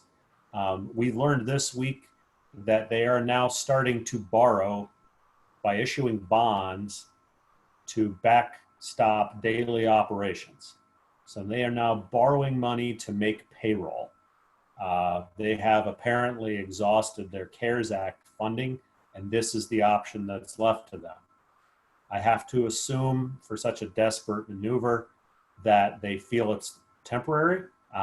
If I were them, I would be perhaps guessing that the Senate will give them a favorable relief package before the end of the year, or barring that, a President Joe Biden might be more sympathetic in January. But those are all guesses. And, we took different guesses. Time will tell how it all shakes out. But we have the latitude, at least at this part, of not being in sort of the financial dire straits that some of the larger agencies and those that didn't reduce spending are starting to find themselves in. So my compliments to John, Latasha, and their staff. The strategy is being very well executed, and I think it's showing up here. Thank you. Thank you. Anybody else? Quarterly report. I mentioned at the last board meeting, and I'd like to restate that I would like a statement. I think in our of our CARES Act funding, if it could be as simple as like a 3-column of like, here's how much we have, here's how much has been drawn upon, here's how much we've actually used. I feel like given the situation we're in, it would be wise for us to have that in front of us so we can see how that moves. Right now, I'm trying to piece together a lot of numbers from different places. If such a document could be simple and accurate, I would really appreciate it. I think that, and I think a regular report on our CARES Act funding during this time, I think that's the kind of thing that we as the board need to be aware of. I'd like to respond if I can. Yes. Thank you, Jesse. That is, we've been discussing that as well in the Finance Committee. So next quarter, there will be a line item on the quarterly financial report that shows the CARES Act funding. I just received a text from our grants coordinator who is listening. Thank you, Caitlin. We did do a draw of 1.4 million earlier this month. That will show up on the next quarterly report. And so what that report will show you is the draws against CARES funds, and then we'll be sure to provide what's also available and what's remaining. We recognize that this is a question that the board has and that the public has as well. We're grateful that CARES Act funds are available because truly we're able to set the uncertainty of our budget for 2021 squarely upon the CARES Act. And we'll be able to draw on those as much as we need to, depending upon what happens with the state. And if anyone's interested, there's a very thorough discussion of CARES Act funding and how they apply to the 2021 budget, and that's available in the budget book.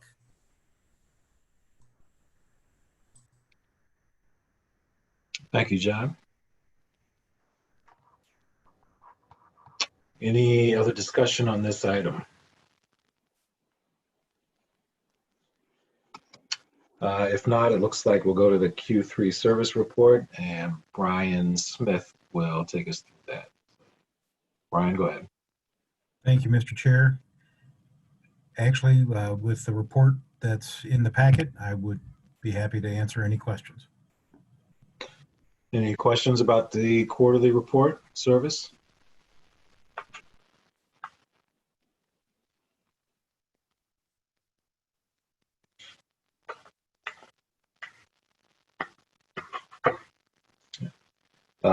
Not hearing or seeing any. We'll move on then to the CEO report, which is 4.5. Back over to Matt. Thank you, Mr. Chair.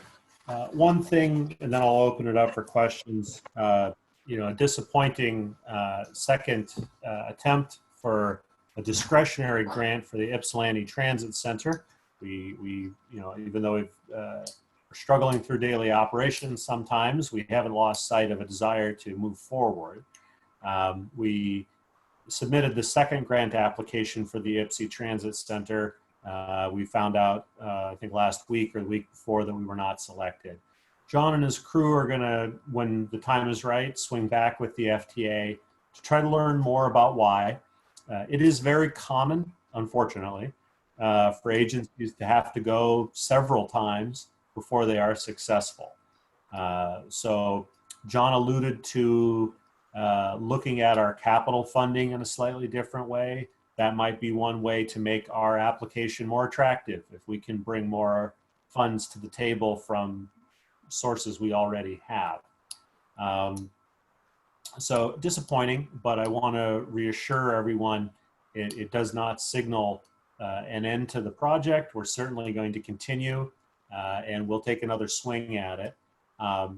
In my hopes, in my dreams, if you want to hear about a Hail Mary, I look forward to perhaps, if there is a new administration next year, perhaps infrastructure investment is something that might be considered as an economic stimulus, in which case having projects like this as close to shovel ready as possible would be to our advantage. On a similar note, I want to just give you a little bit of an update on the Blake Transit Center and the Y lot. We are continuing to have conversations with City of Ann Arbor staff about that site. We're getting down into the nitty-gritty here.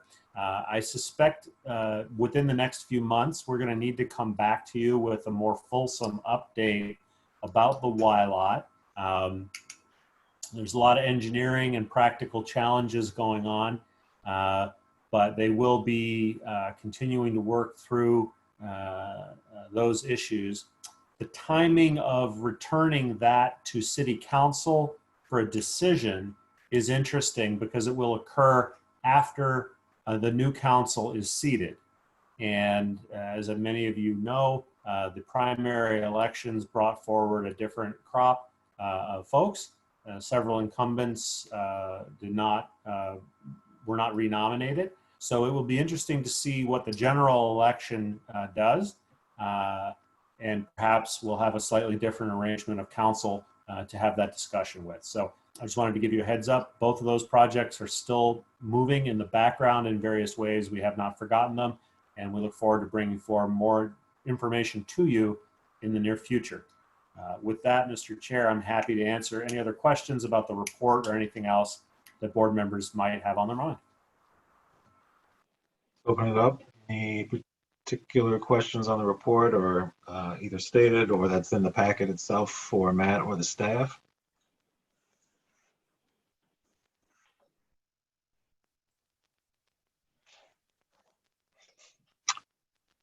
Okay, not seeing anybody or anything.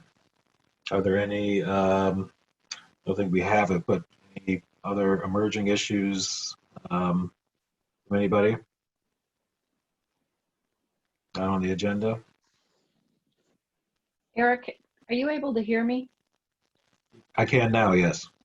I'm now on Zoom, but I was raising my hand. It didn't look like maybe you were able to see that. So I can't see you, but I can hear you. Okay, well, hi.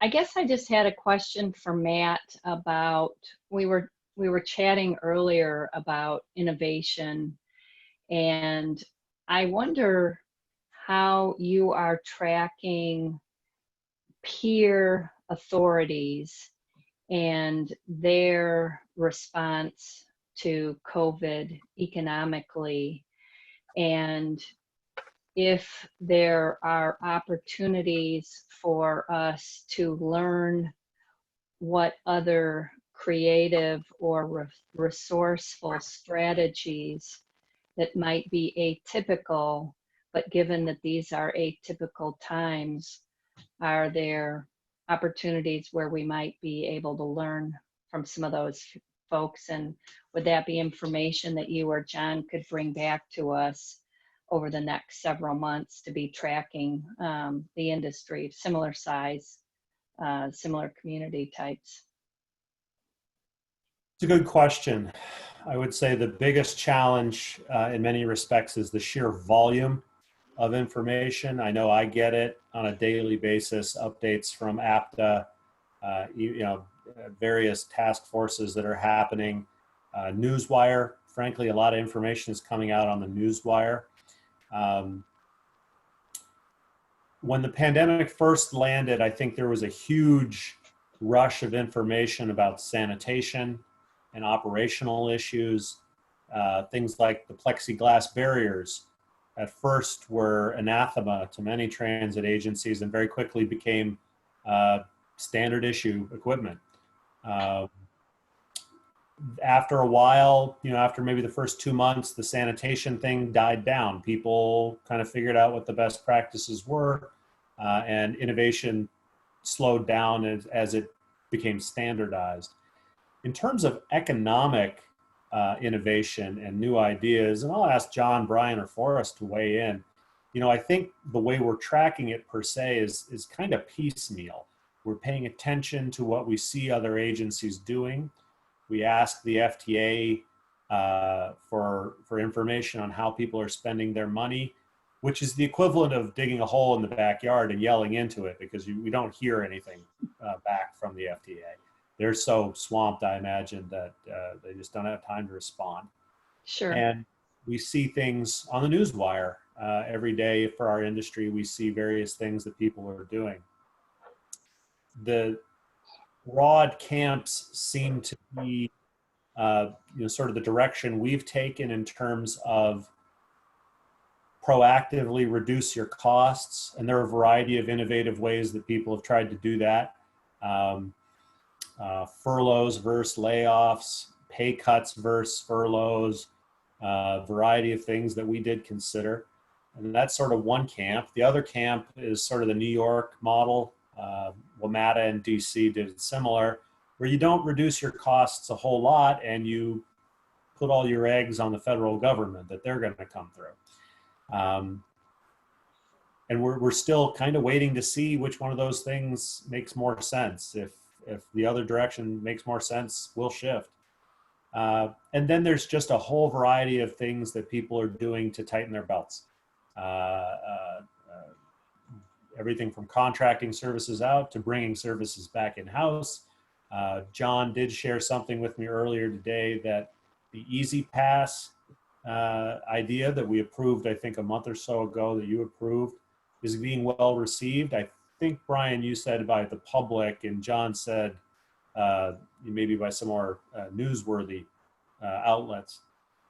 So we're keeping track of it, Sue, but there's no one clearinghouse for it. It's just a rush of information coming every day. We scan it, we take what makes sense, we discard the rest.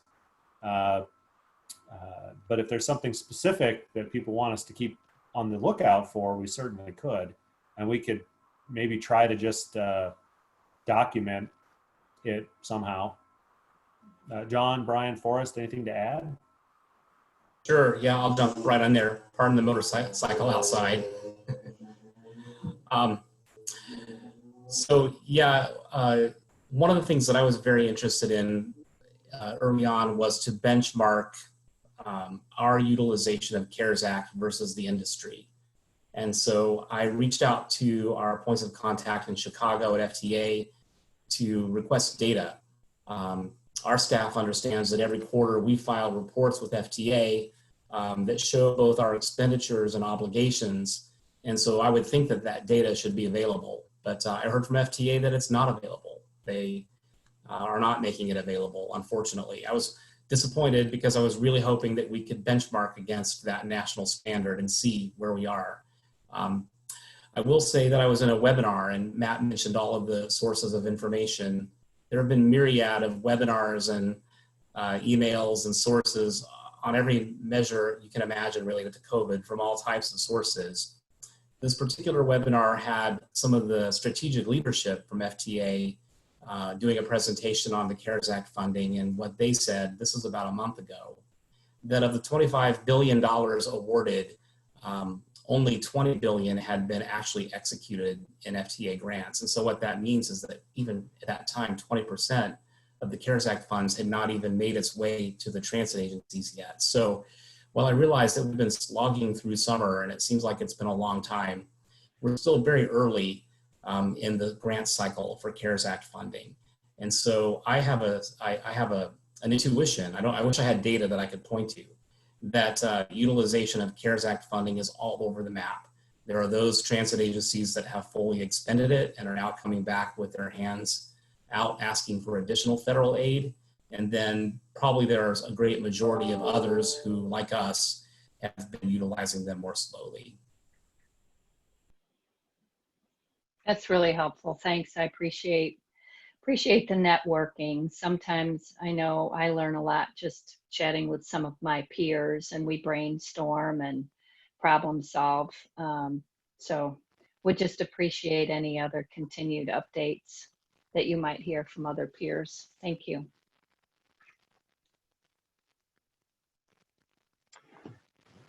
Any other board conversation, input, items for discussion? Okay. For the next meeting, we have topics for next meeting, several policies, 2430, 40, 211, board meeting date approvals, 2021. The big thing is the budget approval. I think one thing that's missing on here is officer elections. Needs to happen next month as well, so it's got to be put on the agenda. Other than that, I don't think there's anything else that comes to mind. We'll have a lot of the usual stuff. And we'll move on to 5.2, public comment. We'll go back to the public to see if there's anybody who wants to address the board on anything talked about or anything other issue. So I'll turn it back over to Mr. Book to see if anybody has indicated a desire to talk. Again, you can hit the raise hand button or you can hit *9. Thank you, Chairman Mahler. The first raised hand is Mr. Mogensen. You've been unmuted. Go ahead. So this is Jim Mogensen. So I'm going to look at the packet carefully. I made my comments at the beginning of the meeting. I have some concerns about the fair policy change. I understand, because I've been following this, I understand from a governance model a point of view why that's been kind of out there and needs to be and needs to be done. I'm a little concerned because again, in the same way that oftentimes with these things, and particularly with the public, it's not what is actually happening, it is the perception of what is happening. And it is also the issue relating to how much input happens and how it is accepted. And I may be wrong, but I think we're now down to the one policy the board has is the tax rate millage. And of course, the board will determine and accept the proposal for a tax rate, but the voters, in fact, themselves actually decide what the tax rate will be. And AATA has been working as one of these entities that kind of works in the background, and the buses run, and it's not, as you all know, there's maybe 10 people who have come, Mr. Hull and myself, and I'm dropping a name, it's terrible, from Chittister Place, but Michelle Barney, and some others, but there has not been a whole lot of activity, and people are just now beginning to process and understand what's happening. And so as we move forward, and if you came to a situation in next year's budget where you decided that we needed to dramatically up the fare recovery ratio and fare recovery, and the M-Card program has 100%, call it 100%, almost 100% public subsidy, that there's some serious conversations that need to move forward as that goes forward. The other thing is the A-Ride. I did noted that the Ride Corp is putting up for auction 22 of its A-Ride sedans. And the pictures at the Braun and Helmer are used, have all the A-Ride stuff. It's the white cars with A-Ride, and it's all right there. So I don't know if that's all the A-Ride sedans or what's happening, but it seems like a lot. And I think it's important to continue to have this input and have people giving input feel that not only are they being heard, but they're able to have a backstop.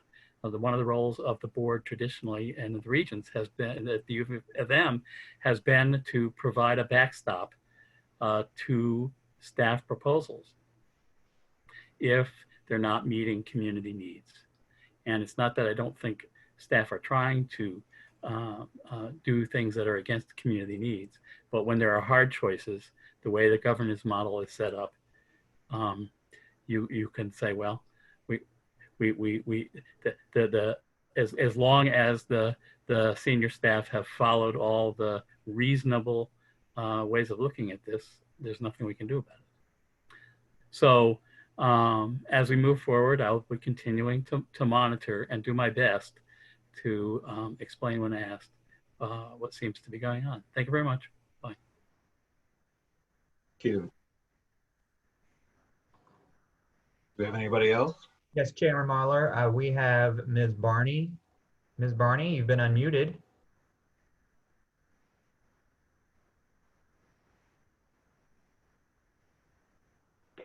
Thank you. Hello, Michelle Barney, Chittister Place, Ypsilanti.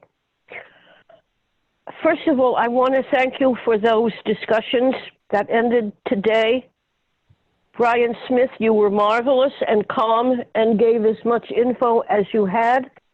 And even though I don't like all the changes, nobody does, it was nice to have my questions answered and understand better what's going on. During that discussion, it became apparent to me, and it's even more apparent now, I had no idea that the difference of cost, if I understood what I saw on the financial papers, between second quarter and third quarter per passenger went up from $44 to $79 or something like that. No wonder you need to cut back something. That's an incredible difference. But I have just thought of something I'd like to ask the board to consider, not today, but in general. The same way you are considering what you will and will not do about protesters and law enforcement. I'd like you to consider, I believe there are ways in which you can assist the November election that are not partisan, but that transit could help with. Because there are going to be problems.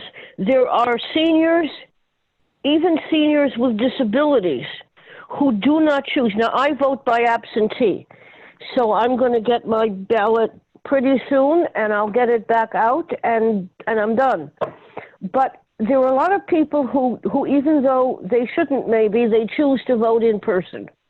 And we don't know, they're still negotiating in Washington about how much they can get changed to bring back mailboxes and whatever. We don't know yet whether they're going to make the post office adequate in all the states. But if not, people are going to need help. There are going to be people standing in line or sitting on their walkers, which I would do if I had to go in person, and staying out there until 7, 8 at night because they have to vote everybody who's in line when the polls close. How are they going to get back? There are going to be people who need rides to the polling places. Do you plan to have enough A-rides available and enough buses available to accommodate the large number of voters that you may have on mass transit? Do you have any way that the election commission will notify you when they've set the location of all the polling places, et cetera, et cetera? I am asking the entire board to think this through and see what you can do, because it not only assists voters of both parties, but it assists the board, because we want to have people vote and maybe get somebody in who is more favorable to mass transit. Thank you for all you've told us. And yes, I think as transparent as you can be with your financial numbers, seeing that difference in what it has cost over these 2 quarters makes me feel a lot more reconciled to the fact that service changes have to be made, because this is really an astoundingly increased cost. And I think if the public knows that, they will be much less resentful. They may be frustrated in their personal needs, but much less resentful. And that's going to come important in 2 years when we're going to have to ask for a millage, because we're going to have to deal with this. Well, what did they do when?